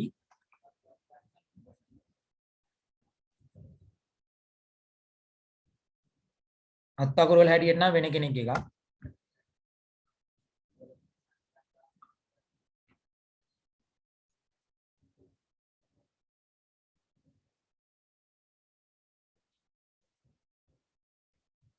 මෙතනදී මම දැක්ක විදියට මේ නෑ ඒ මුදල් සැපයුමේ චූටි ලියාගත් එකේ පොඩි වැරදි වගේක් තියෙනවා. හරි අපි මුදල් සැපයීම sorry මුදල් ඉල්ලුම කරමු. හැබැයි ඒක ඉවර වෙනකන් ඉන්ටර්වල් නෑ. ඒක ඉවර වෙන්නේ ඔන්න ඔතනින් ඉවර වෙන්නේ. හරි. මොකද්ද මුදල් ඉල්ලුම කියන්නේ කියලා බලමු. මේ කොටස හරිම වැදගත්. අර මුල් ටික වගේ ඒ කාලේ සිද්ධ වෙච්චයි මේ කාලේ සිද්ධ වෙච්චයි මේ කාලේ සිද්ධ වෙච්චයි නෙමෙයි. මේ කොටස හරිම වැදගත් වෙනවා. මොකද මේ කොටසේ පොඩි පොඩි ගණන් කිහිපයක් සහ ප්‍රස්ථාර කිහිපයක් තියෙනවා. නමුත් ප්‍රස්ථාර ටික ඔයාලට සමහර විට හර්ෂස කරයි. එහෙම නොකළොත් නොකරනවා නම් මට කිව්වා ප්‍රස්ථාර ටික කරන්න ඕනේ නෑ කියලා. මේ සමහරට ඔයාලගේ දැන් කොහොමද ඩබල් AT ඔයාලගේ අලුත් සිලබස් එක 2020 අලුත් තුනේ ගනේ ඩබල් AT අලුත් සිලබස් එකේ කොහොමද තියනවද දන්නේ නැහැ. ඒ කියන්නේ දන්නේ නැහැ කියන්නේ එකම තමයි. නමුත් ප්‍රස්ථාර ටික අයින් කළාද කියන්නේ වැඩි මතකයක් නැහැ. ඉතින් ඒකින්ද ප්‍රස්ථාර කීපයක් තියෙනවා. ඊට අමතරව ටිකක් ඔළුවෙන් හිතන්න ඕන කාරණා කීපයක් තියෙනවා. මොකද මේ අර මුල් ටිකේ නම් තිබ්බේ මොනවද පොඩි පොඩි ඔය බාටර් ක්‍රමයයි මුදල හින්දා ඇති වෙච්ච ලක්ෂණ වගේ තියරි කීපයක්නේ. මෙතනදී එහෙම නෙමෙයි. මුදල් ඉල්ලුම කියලා කියන්නේ මොකද්ද?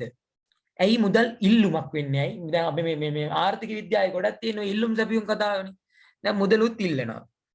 මම පැහැදිලි වෙන්න ඉස්සෙල්ලාම කියන්නම් මේක ඇවිල්ලා වළංගු නිර්වචනයක් නෙමෙයි. මුදල් ඉල්ලුම කියලා කියන්නේ මිනිස්සු මුදල් ඉල්ලනවා ළඟ තියාගන්න. මිනිස්සු මුදල් ළඟ තියාගන්න ඉල්ලන එකට තමයි කියන්නේ මිනිස්සු මුදල් වලට ආස කරන එකට තමයි මුදල් ඉල්ලුම කියලා කියන්නේ. ලියන්න එපා. මුදල් වලට ඇති ආසාව මුදල් ඉල්ලුම වේ කියලා ලියන්න එපා. තේරුම් ගන්න කිව්වේ මිනිස්සු මුදල් වලට කරන ආසාව මිනිස්සු මුදල් ළඟ තියාගන්න කැමති වෙන ආසාවට තමයි මිනිස්සු මුදල් පරිභෝජනය කරන්න කැමති. ආසාව තමයි අපි ඉල්ලුම කියලා නිකන් සරලව කියනවා නම් මට කියලා දෙන්න වෙන්නේ පොඩි එක්කෙනෙක්ට කියලා දෙනවා නම්. එනකොට ඔයාලා දැන් ඩබල් AT ෆස්ට් එක ලියන්න ඉන්න. ඉකෝන් වල මුල් හරය දාන්න කට්ටිය හින්දා අපි එනවා ඒක වැඩි දියුණු කරපු නිර්වචනයකට. මුදල් ඉල්ලුම යනු කිසියම් අවස්ථාවකදී රටක මහජනතාවට මුදල් ළඟ තබා ගැනීමට දක්වන කැමැත්තයි. අර ආසාව මම කිව්වේ ආසාව. මෙය ද්‍රවශීලතා වර්ණය හෙවත් මුදල් මොකක්ද ඒ තියෙන්නේ? මුදල් ශේෂ අවශ්‍යතාව. ද්‍රවශීලතා වර්ණය හෙවත් මුදල් ශේෂ අවශ්‍යතාව.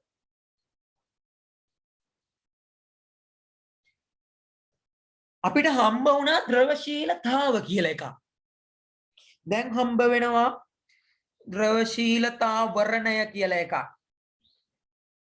පටල ගන්න වෙනම පටල ගන්න ඕනේ ඔක. ඒකින්ද ඔය ඔතන තියනව නේද උඩම මෙන්න මෙතන මුදල් ඉල්ලුම කියලා මාතෘකාව. මෙන්න මේ මාතෘකාව ඉස්සරහින් වරහණක් දාලා ලියා ගන්න ද්‍රවශීලතා වර්ණය කියලා. මෙන්න මේ මුදල් ඉල්ලුම කියන එක ඉස්සරහින් වරහණක් දාලා ලියා ගන්න ද්‍රවශීලතා වර්ණය කියලා.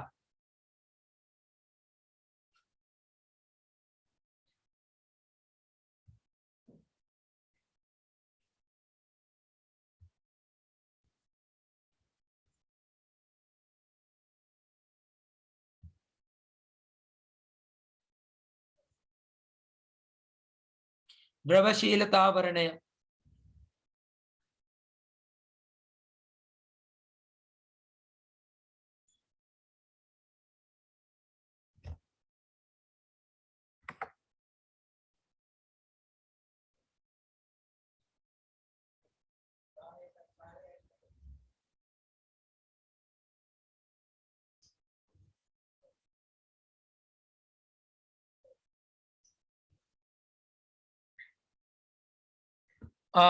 මේක මේ හර්ෂසගේ නෝට් එකද පොඩ්ඩක් ඉන්න මොකද්ද සිහත් ඒවායි කියන්නේ ඉෆෙක්ට් එකක් දාලා තමයි නේද ඔරියාගේ හොයන්න අමාරුයි මේ normal note එක කාදාවත් තියෙන්නේ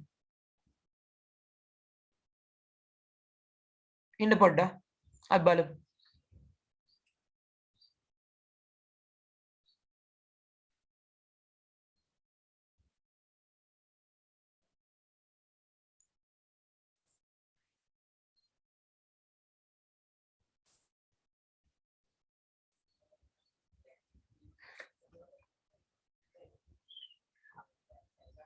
ඔයා ගාව තියනවා කියන ඔයා මේ ලැප් එකකින් සම්බන්ධ වෙලා ඉන්නේ සෙහත්.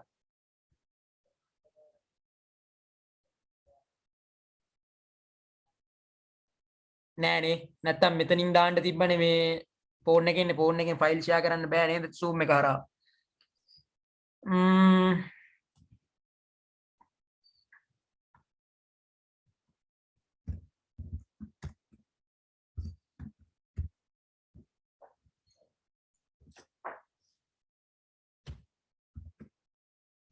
ඕකට දාන්නකෝ සෙහත්.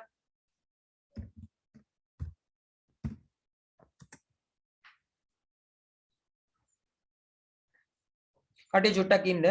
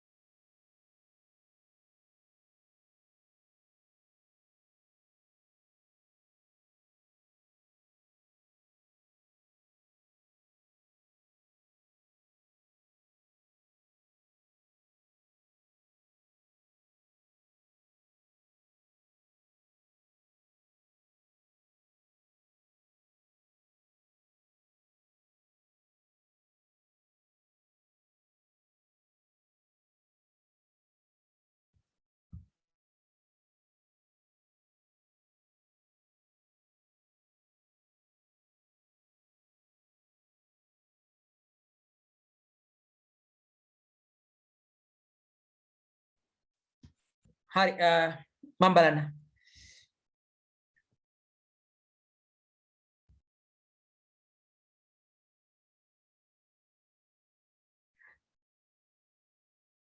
ඒක පැහැදිලි. මේ සෙහත්ගේ නෝට් එකද එතකොට?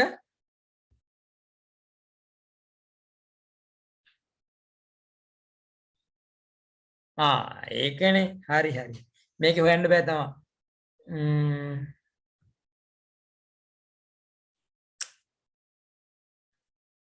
හරි අපි කරමු. මේකත් මෙහෙමම තියාගන්නම්. මේ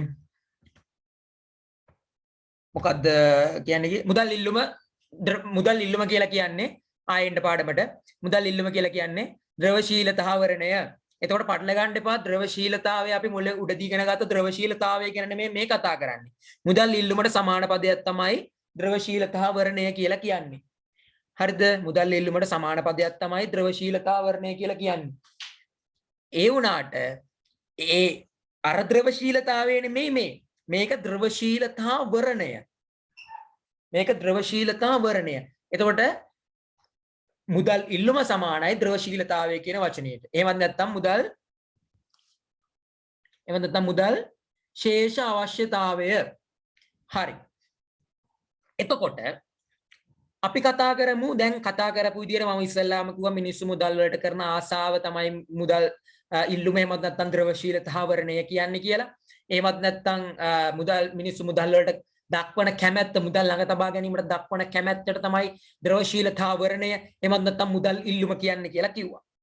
මුදල් ඉල්ලුම් කරන්නේ මුදල් නිසාම නොව ගනුදෙනු චේතනාව ආරක්ෂණ චේතනාව හා සමපේක්ෂ චේතනාව මතයි. එම නිසා මුදල් වලට ඇත්තේ වක්‍ර ඉල්ලුමකි. එම නිසා මුදල් වලට ඇත්තේ වක්‍ර ඉල්ලුමකි. මුදල් ඉල්ලුමේ මිනිස්සු මුදල් වලට මේ මිනිස්සු දැන් අපි කියවනේ මිනිස්සු මුදල් ළඟ තබා ගන්න තියෙන ආසාවට මිනිස්සු මුදල් ළඟ තබා ගන්න තියෙන කැමැත්තටයි මේ මුදල් ඉල්ලන්නේ කියලා. නමුත් ඇත්තටම මිනිස්සු මුදල් ඉල්ලන්නේ මේ කැමැත්ත හින්දාම විතරක්ම නෙමෙයි. ගනුදෙනු චේතනාව, ආරක්ෂණ චේතනාව හා සමපේක්ෂණ චේතනාව කියන මේ චේතනා තුන හින්දා තමයි මිනිස්සු මුදල් ඉල්ලන්නේ. අපි බලනවා මොනවද මේ චේතනා තුන කියන්නේ. ඊට කලින් ඔයාලා දන්නව නේද ආවස්තික පිරිවැය? මට ආවස්තික පිරිවැය පැහැදිලි කරන්නකෝ ධරණි. පළවෙනි ලෙසන් එකනේ ආර්ථික විද්‍යාවේ විකල්ප ප්‍රයෝජන අතුරින් එක් විකල්ප ප්‍රයෝජනයක් තෝරා ගැනීමේදී ඊළඟට ඉතිරි වෙන හොඳ විකල්ප ප්‍රයෝජන මට මතක හැටියට. හරි. ඒක හරිද මේ චලිත්?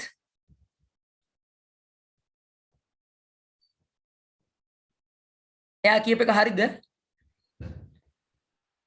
මතක නැහැ ඌව මතක කාටද නේද? විකාර කියන හස. ඌව මතකේ. එහෙමද?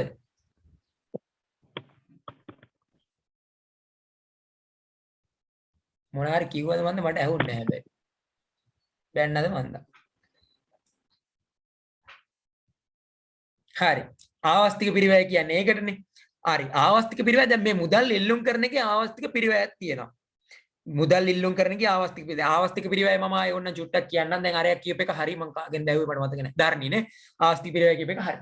ඒ කියන්නේ මිනිස්සු සල්ලි ළඟ තබා ගන්නකොට ඒ සල්ලි ළඟ තියා ගන්න නැතුව ඒ සල්ලි වියදම් කරා නම් එයාට තව විකල්ප ප්‍රයෝජන කිහිපයක් ගන්න තිබ්බා. සල්ලි විදිහට තියා ගන්න તો මම ඒ සල්ලි වලින් මම හදන ලිස්ට් එකක්. මෙහෙම සල්ලි විදිහට තියා ගන්න නැතුව මගේ පළවෙනි එක තමයි මම දානවා ෆික්ස් ඩිපොසිට් එක. මම දෙවැනියට දානවා හෝටලයක්. ඊට පස්සේ මම දානවා මම ගේනවා බස් එකක්.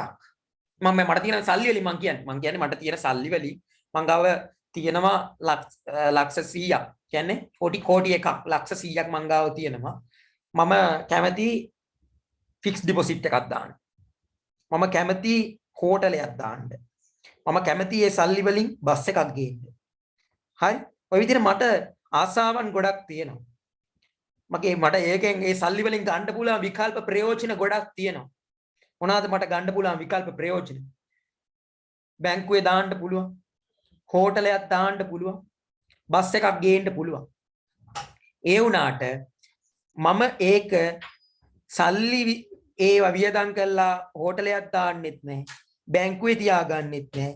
බැංකුවේ දාන්නෙත් නැහැ. බස් එකක් ගේන්නෙත් නැහැ. මම සල්ලි විදිහටම තියාගන්නවා. මොකද මම සල්ලි ළඟ තියාගන්න ආසයි. ඒකින්ද මොකද වෙන්නේ? මට ආවස්තික පිරිවැයක් ඇති වෙනවා. මට කැප කරන්න සිද්ධ වෙනවා මගේ ඊළඟ හොඳම විකල්පය. බැංකුවේ දාන එක. බැංකුවේ දැම්මනම් පොලිය හම්බ වෙනවා. හෝටලයක් දැම්මනම් ලාභ ලබන්න පුළුවන් වෙනවා. බස් එකක් ගෙනාවා නම් ලාභ ලබන්න පුළුවන් වෙනවා. නමුත් මම ඒ මුකුත් නොකර සල්ලි විදියට ළඟ තියා ගන්නවා. සල්ලි විදියට ළඟ තියා ගන්නවා. ඒකෙන් මට ආවස්තික පිරිවැයක් ඇති වෙනවා. මට කැප කරන්න සිද්ධ වෙනවා අර විකල්ප තුනම. මම සල්ලි විදියට ළඟ තියා ගන්න ආස නිසා, මම සල්ලි විදියට ළඟ තියා ගන්න කැමති නිසා, මට සල්ලි විදියට ළඟ තියා ගන්න මම මුදල් ඉල්ලුම් කරන නිසා මට ඊළඟට ගන්න තියෙන හොඳම විකල්ප තුන මම කැප කරනවා. මම ඒ සල්ලි ටික බැංකුවේ දාලා පොලී ලබන්න තියෙන විකල්පේ මම කැප කරනවා. ඇයි? මම සල්ලි ළඟ තියා ගන්න ආසයි. ඊට පස්සේ මම ඒ සල්ලි ටික හෝටලයක් හදලා ලාභ ලබන්න තියෙන ලාභ ටික මම කැප කරනවා. ඇයි? මම සල්ලි ළඟ තියා ගන්න ආසයි. මම බස් එකක් ගෙනල්ලා බස් එක පාරට දාලා දුවලා ලාභ ලබන්න පුළුවන් මට. ඒ වුණාට මම ඒ ලාභය කැප කරනවා. ඇයි? මම සල්ලි ළඟ තියා ගන්න ආසයි. ඉතින් මුදල් ඉල්ලුමේ එහෙමත් නැත්නම් ද්‍රවශීලතාවරණේ එහෙමත් නැත්නම් මුදල් වලට ආස කරන එකේ මුදල් වලට කැමැත්තක් දක්වන එකේ මුදල් ළඟ තියාගන්න කැමැති වෙන එකේ ආවස්තික පිරිවැයක් තියෙනවා කියලා දැන් තේරෙනවද? ඔව් තේරෙන්න එපේ. ඇයි මම අච්චර දේවල් ගොඩක් කැප කරානේ මුදල් ළඟ තියාගන්න තියෙන තණ්හාවට. තණ්හාවට නෙමෙයි ආසාවට. තණ්හාවට. හරි. දැන් අපි කිව්වා අර උඩදී මුදල් ළඟ තියාගන්න තියෙන කැමැත්ත තමයි මුදල් ඉල්ලුම කියලා. ඊට පස්සේ ආයේ දෙවෙනි ඡේදෙදී මේ කිව්වා මුදල් ළඟ තියාගන්න කැමැත්ත හින්දාමත් නෙමෙයි.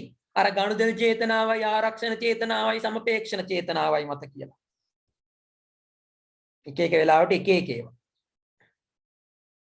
බලමු. මුදලට ඉල්ලුමක් ඇතිවන්නේ ඇයි? ප්‍රශ්නාර්ථයක්. මුදලට ඉල්ලුමක් ඇතිවන්නේ මුදල් ළඟ තබාගත් විට මහජනතාවට කිසිදු මොකද තියෙන්නේ? සහත් ප්‍රතිලාභයක්. ප්‍රතිලාභයක්. මහජනතාවට කිසිදු ප්‍රතිලාභයක් නොලැබේ.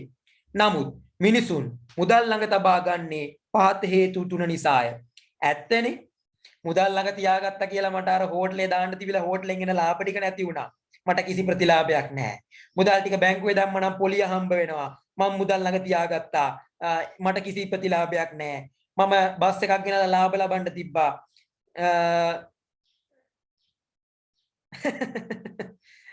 කමන්නේ මේ දැනුත් කෝල් කරනකොට හොඳ කිව්වා මේ ඊයේ රෑ මේ රෑ පාන්දරනේ ලිව්වේ ඒ ළමයි පව් මේ පොඩ්ඩක් බලන්න මේ හොයන්න බැරි වෙලා ඇදින් කියන්නේ බැරිව නම් මුකුත් හොයන්න කියන්න එපා.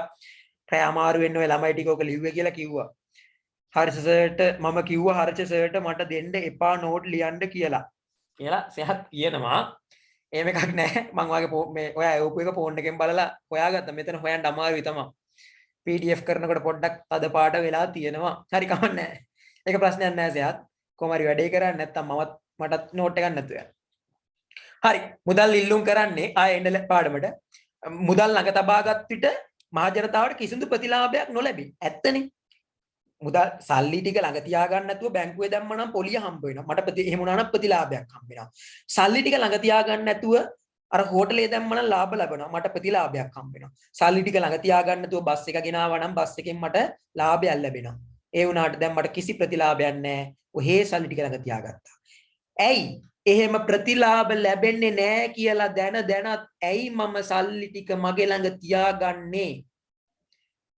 කිසිම ප්‍රතිලාභයක් මේක ළඟ තියාගත්තා කියලා කිසිම ප්‍රතිලාභයක් නැහැ කියලා දැනත් ඇයි මම ඒ සල්ලි ටික මගේ ළඟ තියාගන්න ආස? ඇයි මම ඒ සල්ලි ටික මම ළඟ තියාගන්න කැමති? ඇයි? හේතු තුනයි. ඇයි මුදලට ඉල්ලුමක් ඇතිවන්නේ ඇයි කියලා අහුවොත් හේතු තුනයි. කිසිදු ප්‍රතිලාභයක් නොලැබෙන බව දැනත් කිසිදු ප්‍රතිලාභයක් නොලැබෙන බව දැනත් මිනිස්සුන් මුදල් ළඟ තබා ගැනීමට ආස කරන්නේ කැමැත්ත දක්වන්නේ ඇයි කියලා අහුවොත් හේතු තුනයි. එකම හේතු තුන. එහෙමත් නැත්නම් මුදලේ ආවස්තික පිරිවැය මුදල්ලේ ආවස්තික පිරිවැය කැපකිරීම නිසා කැප කරන්නට හේතු වෙන්නේ ඇයි කියලා අහුවොත් මොනවාද ලියන්නේ? ගනුදෙනු චේතනාවයි. ගනුදෙනු චේතනාවයි, ආරක්ෂණ චේතනාවයි, සමපේක්ෂණ චේතනාවයි. මොනවද මේ කියන්නේ? බලමු අපි. මොනවද මේ කියන්නේ කියලා බලමු.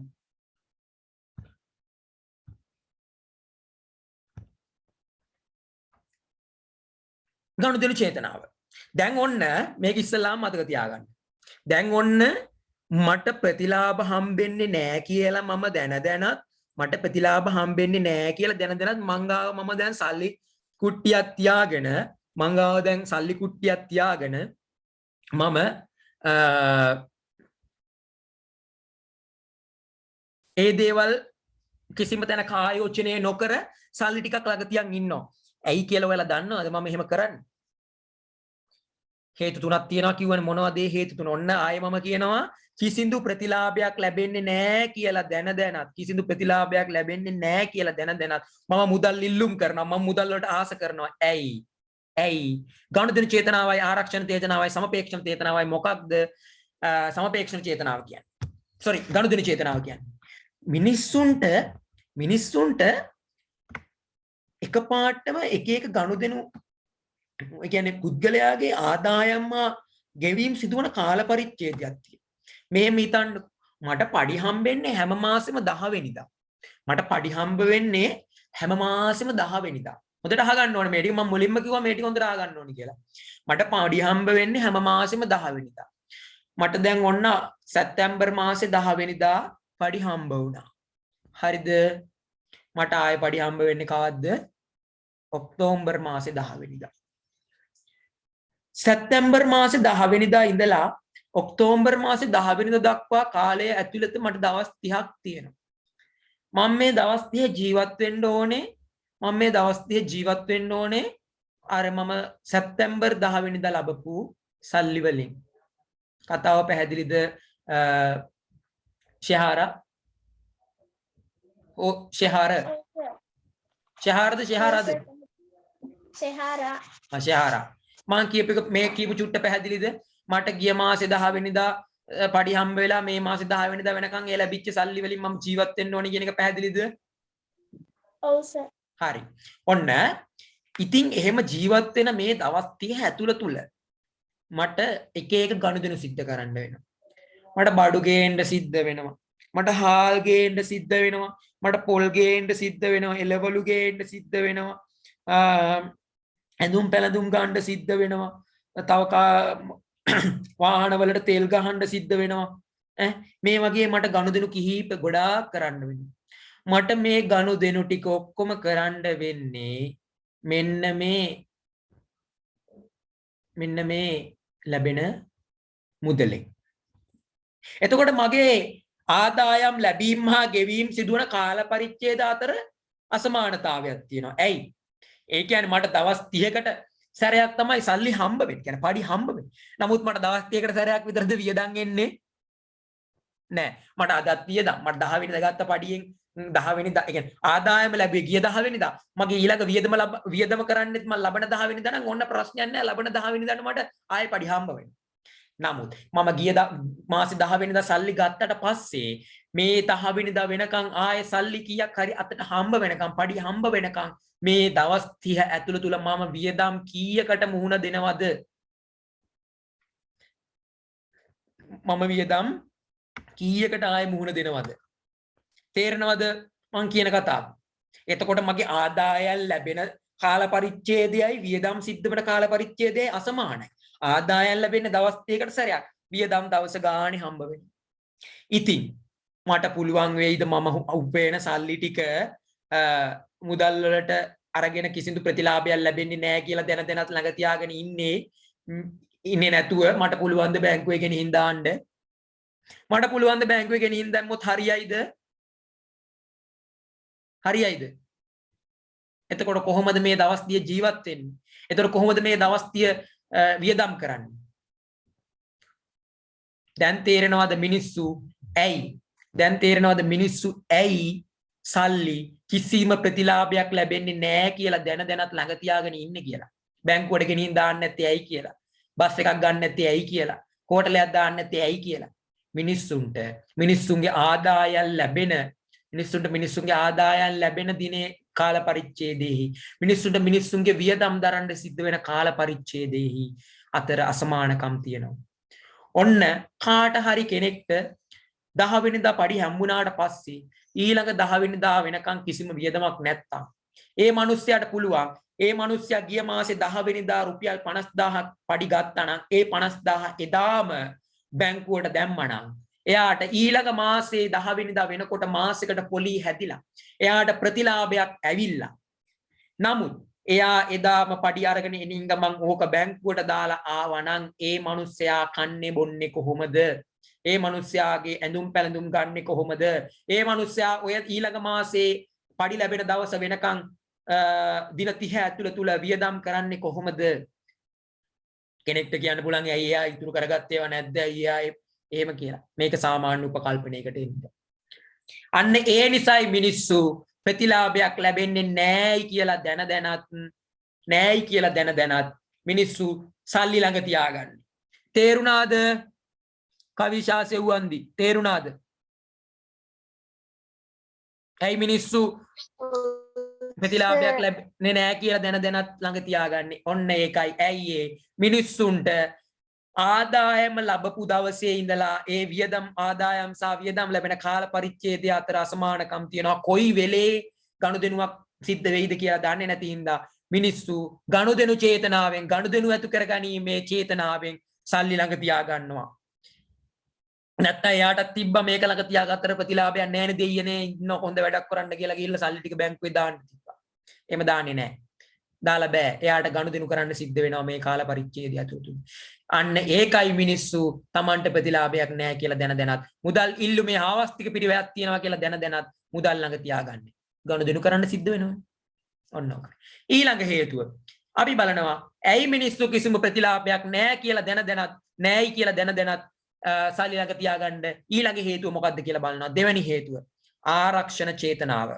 දෙවෙනි හේතුව ආරක්ෂණ චේතනාව. මොකක්ද ආරක්ෂණ චේතනාව කියන්නේ?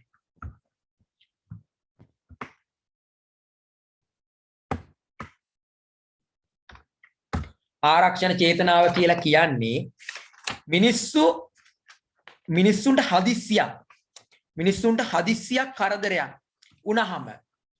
මිනිස්සුන්ට හදිස්සියක් කරදරයක් වුණාම භාවිතයට ගැනීමේ අරමුණින් ඒ කියන්නේ අනපේක්ෂිත අවස්ථාවන් වලට සාර්ථකව මුහුණ දීම සඳහා මුදල් ශේෂ ළඟ තියා ගන්නවා. මිනිස්සුන්ට පුළුවන් මිනිස්සු ගාව තියෙන සල්ලි ටික මම ගන්නවා මෙහෙම මං ගාව තියෙනවා සල්ලි ටිකක්. මං ඒ සල්ලි ටික බොරුවට ගෙදරද ආච්චුවේ දාගෙන හිටියා කියලා කිසි ප්‍රතිලාභයක් නැහැ නේ. බැංකුවේවත් ගෙනිහින් දානවා. දාලා පොලියක් හරි හම්බෙයිනි කියලා මම බැංකුවේ ගෙනිහින් දානවා. ඒ වුණාට මට එකපාරටම අනපේක්ෂිත අවස්ථාවන් වලට මුහුණ දෙන්න සිද්ධ වෙනවා. හදිසි ලෙඩ රෝග කරදර ඇති වෙනවා. එහෙම වුණොත් අතේ සල්ලි නැහැ. සල්ලි ටික බැංකුවේ ෆික්ස් ඩිපොසිට් එකක් දැම්ම ස්ථාවර තැන්පතුවක් දැම්මේ කාල් පිරණකම් ගන්න හම්බෙන්නෙත් නැහැ. දැන් මොකද්ද කරන්නේ?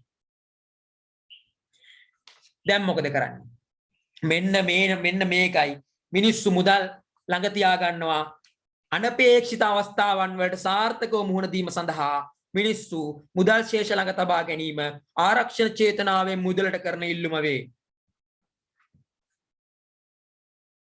මෙතන තියෙන ඔයාලගේ නෝට් එකේ ආරක්ෂණ චේතනාවෙන් මුදලට කරන ඉල්ලුම යනු පුද්ගලයින්ගේ ආදායම් ලැබීම හා ගෙවීම් සිදු කරන කාල පරිච්ඡේදය අතර ඒ කියන්නේ ගිය මාසයේ 10 වෙනිදා ඉඳලා මේ මාසයේ 10 වෙනිදා මට පඩි ලැබෙන දවස වෙනකන් මට පවත්න අවිනිශ්චිත අවස්ථාවන් හදිසි වියදම් වලට සාර්ථකව මුහුණ දීමේ අරමුණින් මහ ජනතාව ළඟ තබා ගන්න. අම්මලා තාත්තලා ළඟ තියාගෙන ඉන්නවා එහෙම.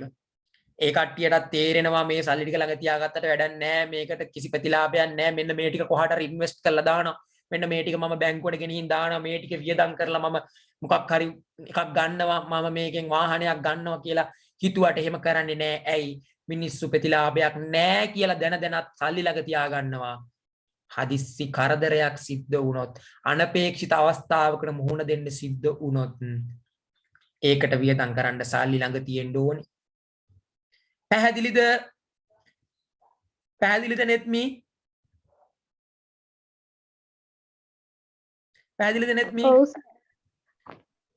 ඔව්ලු.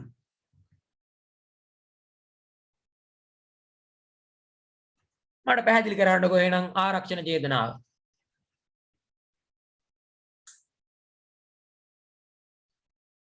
වෙයිද?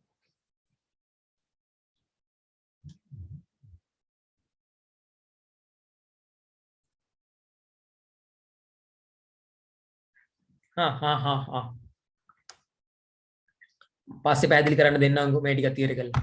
ඊළඟට අපි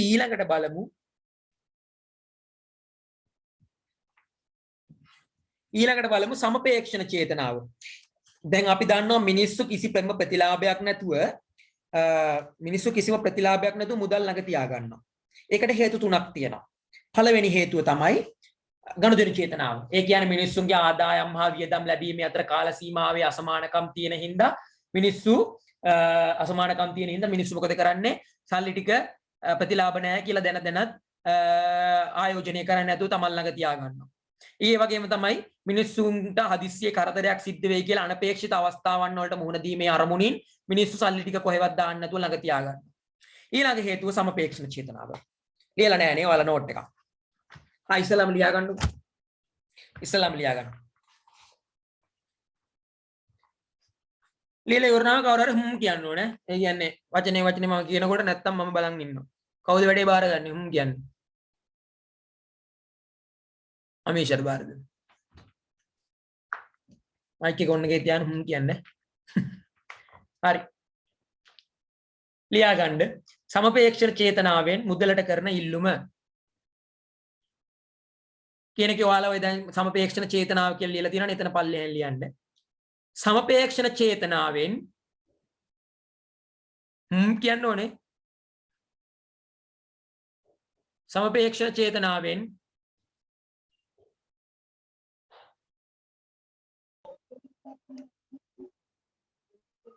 හරි. හරි. සමපේක්ෂණ චේතනාවෙන් මුදලට කරනු ලබන ඉල්ලුම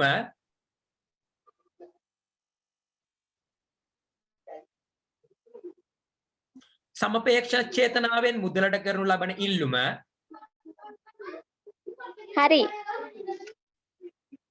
යනු මූල්‍යවත්කම් වල ආයෝජනය කර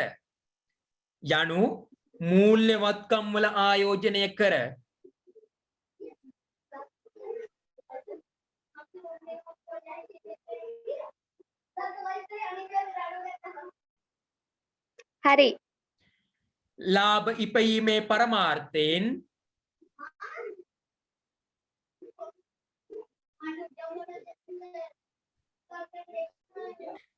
ඉපයීමේ පරමාර්ථයෙන් හරි. මිනිසුන්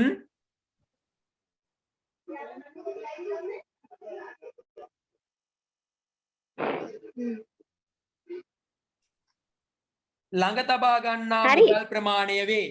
මිනිසුන් ළඟ තබා ගන්නා මුදල් ප්‍රමාණය වේ.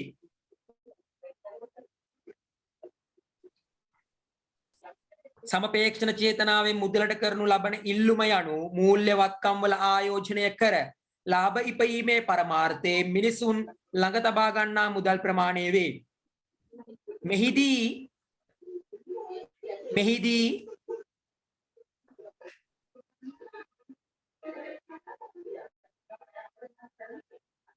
හරිද?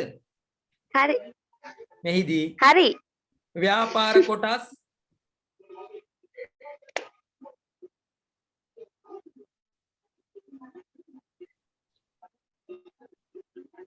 හරි. ව්‍යාපාර කොටස් භාණ්ඩාගාර බිල්පත්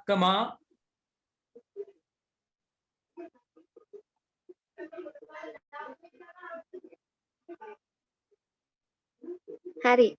වාණිජ බිල්පත්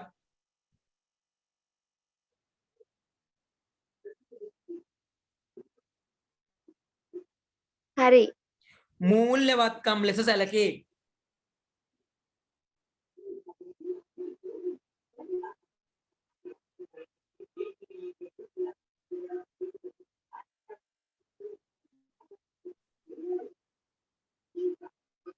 හරි.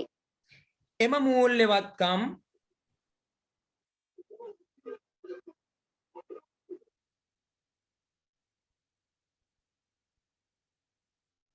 හරි. පොදුවේ එම මූල්‍යවත්කම් පොදුවේ පිළිනපත් ලෙස හඳුන්වයි. එම මූල්‍යවත්කම් පොදුවේ පිළිනපත් ලෙස හඳුන්වයි.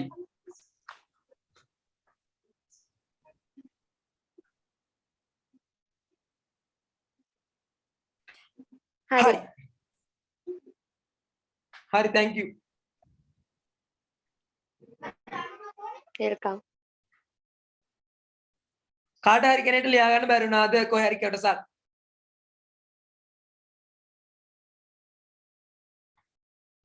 කාට හරි කෙනෙක්ට ලියා ගන්න බැරි වුණාද? ඔව්ලු. තව කවුරු හරි ඉන්නවද?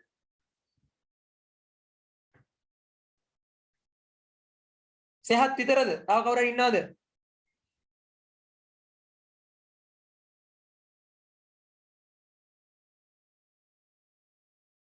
වාණිජ බිල්පත් කියන තැන ඉඳන් සෙහත් ලියා ගන්න බැරි වුණාද? තව ඉන්නවා. තව ඉන්නවා. තව ඉන්නවා. හරි හරි හරි හරි හරි. එහෙනම් මම ආයි කියනවා. ආයක සැරයක් කියනවා. සමපේක්ෂණ චේතනාවෙන් මුදලට කරනු ලබන ඉල්ලුම සමපේක්ෂණ චේතනාවෙන් මුදලට කරනු ලබන ඉල්ලුම යනු සමපේක්ෂණ චේතනාවෙන් මුදලට කරනු ලබන ඉල්ලුම යනු මූල්‍ය වත්කම් වල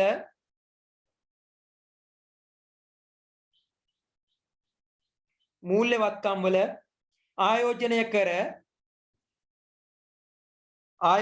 කර ලාභ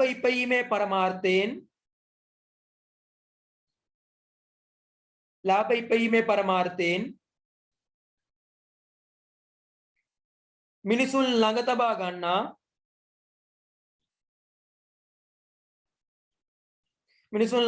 ගන්නා මුදල් ප්‍රමාණ වේ. මෙහිදී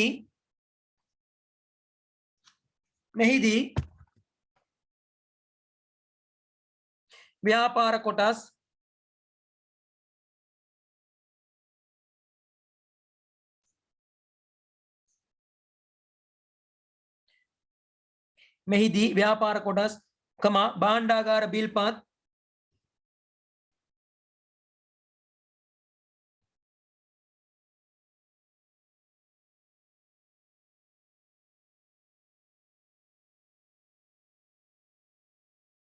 භාණ්ඩාගාර බිල්පත්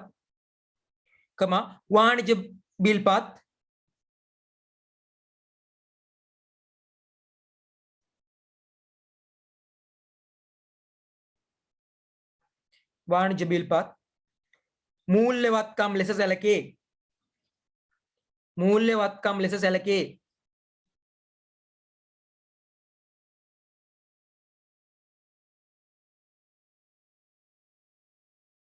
එම මූල්‍යවත්කම්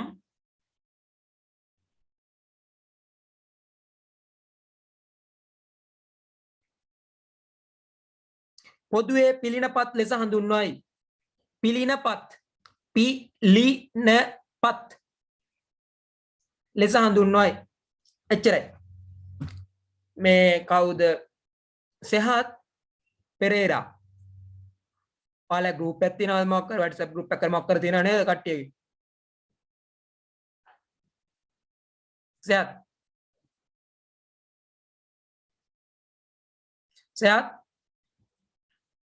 ඔයාලා group එකක් තියෙනව නේද මේ කට්ටිය? තියෙනවද? තියෙනවානේ. මොහොන් සෙහත්ත මම ඕක දැම්මා. කාට ඒකේ group එකට දාන්න ලියාගන්න බැරි වුණ කෙනෙක් ඉන්නවා නම් එයාට උදව්වක් වෙන්න. සෙහත් එක දාන්න ඒකට. හරිනේ? තවදුරටත් ලියාගන්න බැරි වෙච්ච කෙනෙක්ට ඔන්න ඒක සපෝට් එකක් වෙයි. හරි. ඔන්න මං හිතනවා දැන් හැමෝම මේක ඇල්ල ලියා ගන්නද කියලා. හැමෝම ඉඩ ඇරලා තියෙන්නේ නැති සමහර විට සමහරු ලියලා තියෙන්නේ නැති සමහරු ඉඩ ඇරලා තියෙන්නේ නැති දැන් කියපු එක ලියා ගන්න නැති සමහරු එහෙමත් බැරි වෙච්ච අයට ඔන්න දැන් ඒ group එකට සෙහත් ෆොටෝ එක දාන්න ඇති. හරි. දැන් මම කියන්න යන්නේ සමපේක්ෂණ චේතනාව ගැන.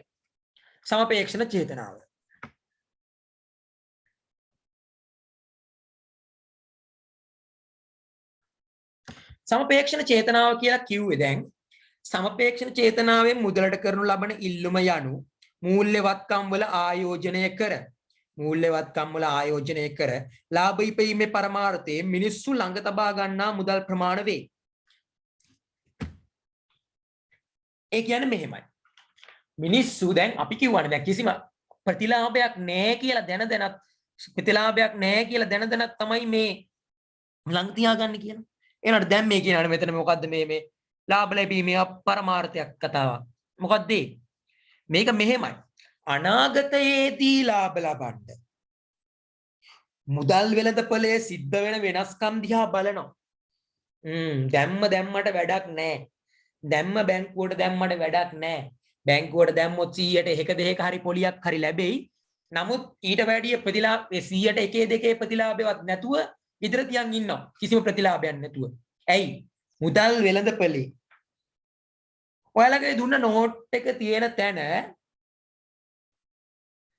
දැන් ඔය ලියපු තැන තව ඉඩ තියෙනවද? තව ඉඩ තියෙනවද? මගේ නම් තියෙනවා. ඔයාගේ තියෙනවා. තිබ්බ නැතත් පැත්තකින් හරි මේ කොහෙන් හරි මේක ලියා ගන්න ඕනේ. මං හිතනවා මේක ටිකක් මම ඒ කියන්නේ පැහැදිලි වෙන්න මේක දෙන්න. ලියා ගන්න. මූල් කවුද අමිෂා කියන්න ඕනේ. මූල්‍ය වෙළඳපොලේ සිදුවන අර පොත හරවල හරි කමන්නේ සමපේක්ෂණ චේතනාව කියන තැන ලියා ගන්න. මූල්‍ය වෙළඳපොලේ සිදුවන හරි. වෙනස්කම් තුලින්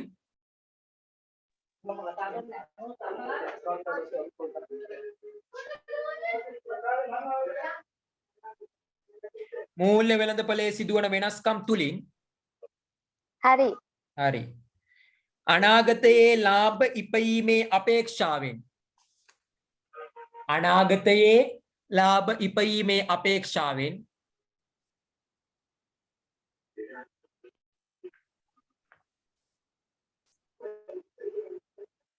අනාගතයේ ලාභ ඉපයීමේ අපේක්ෂාවෙන් හරි. මුදල් ළඟ තබා ගැනීම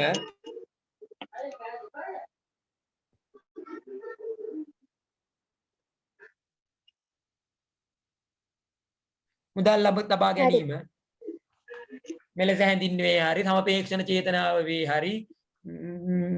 හරි කමන්නේ ලියා ගන්න. අවසානට කැමති විදිහකට ඕන නම් නොලියා ඉන්න මොකක් හරි. මුදල් වෙළඳපොලේ මූල්‍ය වෙළඳපොලේ සිදුවන වෙනස්කම් තුලින් අනාගතයේ ලාභ ඉපීමේ අපේක්ෂාවෙන් මුදල් ළඟ තබා ගැනීම සමපේක්ෂණ චේතනාව වේ. ඒක සරලව පැහැදිලි කිරීමක්. අර දුන්න එක තමයි දිග එක. ඔය දැන් මම අවසානට කියූප එක ස්ටාර් පොයින්ට් එකක් තරු මාක්කයක් හරි දාලා තියාගන්න. ඒ කියන්නේ දැන් මම ආයෙ පැහැදිලි කරන්නම් මේ කොටස. බඩගිනිත් දිනේ දැන් දෙකට කාලේ දෙකට අපි මම ඉන්ටර්වල් දෙන්නම්.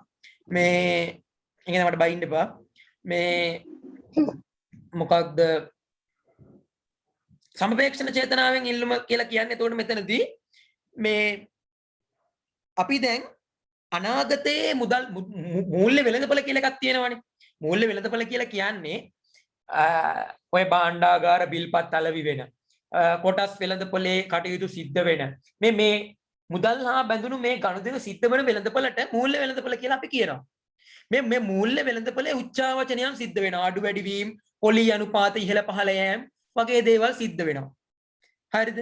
ඉතින් මේ දේවල් ඉඳ මිනිස්සු මේ බලාගෙන ඉන්නවා. දැම්මට වැඩක් නැහැ. තව ටික කාලයක් ඉඳලා දානවා. මේ තව ඉස්සරහට තව යනකොට මේ පොලි අනුපාත වැඩි වෙයි. ඡන්දෙ ලං වෙනකොට පොලි අනුපාතය වැඩි කරයි. එතකොට දාමනවා. දැම්මට වැඩක් නැහැ කියලා මිනිස්සු කිසිම ලාභයක් නැහැ. අතේ තියන් ඉන්නේ නැතුව බැංකුවට ගෙනියන් දැම්ම නම් සුළු ලාභයක් හරි ලැබෙනවා. නමුත් එහෙම නොකර මිනිස්සු සමපේක්ෂණ චේතනාවෙන් සල්ලි වලට සමපේක්ෂණ චේතනාවෙන් මුදල් ළඟ තබා ගන්නවා. ඒ කියන්නේ අනාගතයේදී ලාභ ලැබීමේ අපේක්ෂාවෙන් මුදල් වලට කරන ඉල්ලුමට තමයි අපි සමපේක්ෂණ චේතනාවෙන් මුදල් වලට කරන ඉල්ලුම කියලා කියන්නේ. පැහැදිලිද මේ ඉල්ලුම් කරන චේතනාවල් තුන? චේතනාවන් තුන පැහැදිලිද? තරුෂි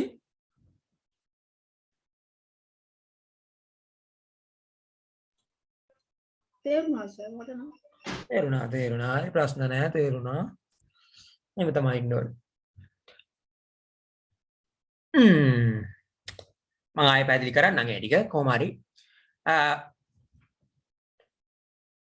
ඊට පස්සේ තියෙනවා මුදල් ඉල්ලුම තීරණය කරන සාධක. මුදල් ඉල්ලුම තීරණය කරන සාධක කියන්නේ ද්‍රවශීලතාවරණය තීරණය කරන සාධක. එහෙමත් නැත්නම් මුදල් ළඟ තබා ගැනීම තීරණය කරන සාධක මුදල් ළඟ තබා ගැනීමට කැමැත්ත තීරණය කරන සාධක මුදල් ළඟ තබා ගැනීමට මිනිස්සු ආසා කිරීමට හේතු වන සාධක කියලා කිව්වොත් හරිනේ නේද? ඒ කියන්නේ අපි මුදල් ඉල්ලුම කියන එක නිර්වචනය කරගත්තනේ අර විදියට. මුදල් ඉල්ලුම කියලා කිව්වා ද්‍රවශීලතාවරණය කියලා කියන්නේත් මුදල් ඉල්ලුමට කිව්වා. මිනිස්සු මුදල් ළඟ තබා ගන්න තියෙන කැමැත්ත කියන්නේත් මුදල් ඉල්ලුම කිව්වා. මිනිස්සු මුදල් ළඟ තබා ගන්න තියෙන ආසාව කියන්නේත් මුදල් ඉල්ලුම කියලා කිව්වා. ඉතින් මේ දේවල් ඔක්කොම හේතු වන සාධක මොනවද? ඇත්තටම මේ දෙකටම හේතු වෙන්නේ මිනිස්සුන් මේ තුනටම මේ චේතනාවන් තුනටම හේතු වෙන්නේ ප්‍රධාන සාධක දෙකයි. පළවෙනි එක පුද්ගල ආදායම. පළවෙනි එක පුද්ගල ආදායම. ඇත්තනේ පුතේ. මෙහෙම හිතන්න. මිනිස්සු ඇයි ගනුදෙනු චේතනාවෙන් ළඟ තියාගන්නේ? මිනිහෙක්ට ලක්ෂ 5ක විතර පඩියක් හම්බ වෙනවා නම් මිනිහෙක්ට ලක්ෂ 5ක 6ක විතර පඩියක් හම්බ වෙනවා නම් ඒ මිනිස්සයාට ගිය මාසේ 10 වෙනිදා ඉඳලා ඊළඟ මාසේ 10 වෙනිදා වෙනකන් තියෙන වියදම් ටික ඔය ලක්ෂ 5ම යන්නේ නැහෙනි නේද? ඔය ලක්ෂ 5ම යන්නේ නැහෙනි. ඒ මිනිස්සයාට පුළුවන් ඕකෙන් ලක්ෂ 3ක් විතර ඉතුරු කරන්න. ලාභ ලැබීමේ අපේක්ෂාවෙන් බැංකුවේ දාන්න. දාලා ඉතුරු ලක්ෂ 2කින් මේ දවස් 30 කණ්ඩා අඳින්න පුළුවන්. එහෙම වුණා නම් මේ මිනිස්සයා ගනුදෙනු චේතනාවේ මුදල් ළඟ තියාගන්නේ නැහැ. කොටසයි තියාගන්නේ. දැන් තේරෙනවද? පුද්ගල ආදායම වැඩි වෙන්න මිනිස්සු මුදල් ළඟ තියාගන්න ප්‍රමාණය يعني මිනිස්සු ළඟ තියාගන්න ප්‍රමාණය අඩු කරලා මොනවාද මුදල් ඉල්ලුම් කරන එක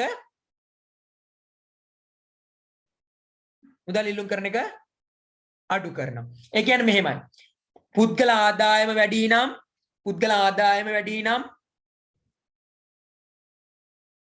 මුදල් ඉල්ලුම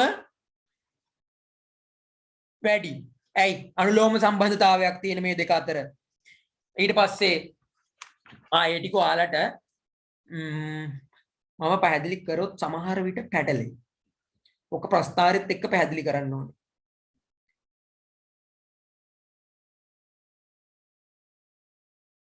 ඔව්. ඔක ප්‍රස්තාරෙත් එක්ක පැහැදිලි කරන්න ඕනේ. ප්‍රස්තාර මට පැහැදිලි කරන්න එපා කියලා තමයි මට ඔයාලගේ කවුද හර්ෂ සර් කිව්වේ. මොකද හර්ෂ සර් පිටු භාගයක් අරින්න කියලා කිව්වා. කොතෙන්ද අරින්න කියලා කිව්වේ?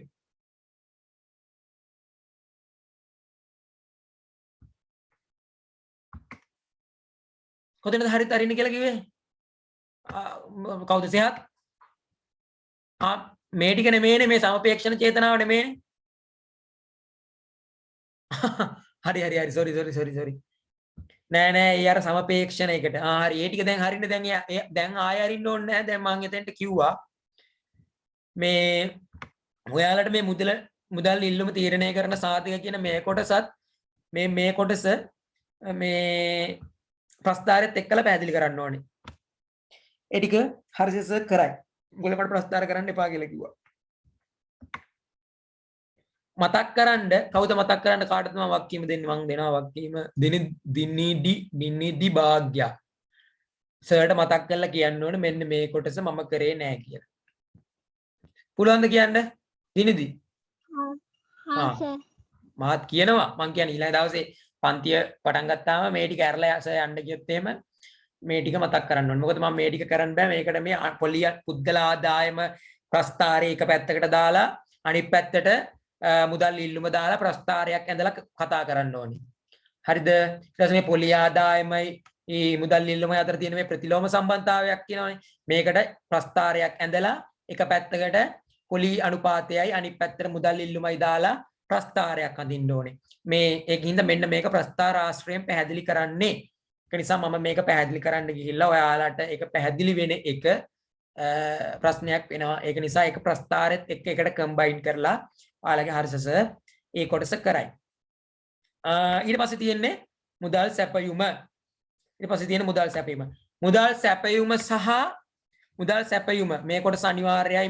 මේ සූත්‍ර කොටක් තියෙනවා. මම මේක පැහැදිලි කරනවා. සහ මෙන්න මේ නෝට් එක චූටි වෙනස්කම් කිහිපයක් කරන්න තියෙනවා. ඒක හින්දා මම දැන් 1:55යි වෙලාව. කොච්චර වෙලාවක් ඕනේද කණ්ඩ? පැයක් ඕනේද? පැයක් ඕනේ නැහැ නේද? 2:00ට හැකිද?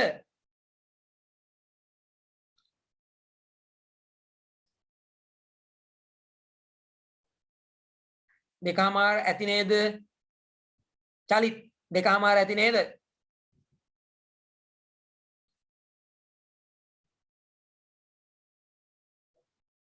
හර්ෂස විනාඩි 50ක් දෙනවලු. අදවල්ට කන්න. ඒ කියන්නේ උයාගෙන කන්නද? හැබැයි ඉතින් මටත් විනාඩි 50ක් දෙන්න පුළුවන්. ඉතින් 6-7 වෙයි හැබැයි ඈ. එහෙම කමක් නැද්ද? හවස 6-7 වෙනකම්. විනාඩි 40ක්. 1:55යිනේ.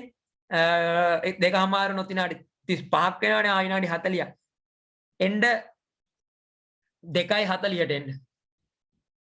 විනාඩි 45ක් දුන්නා. විනාඩි 45ක් දුන්නා 2:40ට එන්න.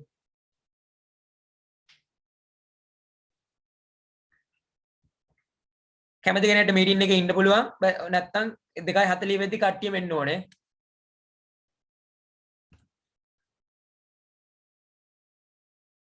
මතකද කාලෙන්ද?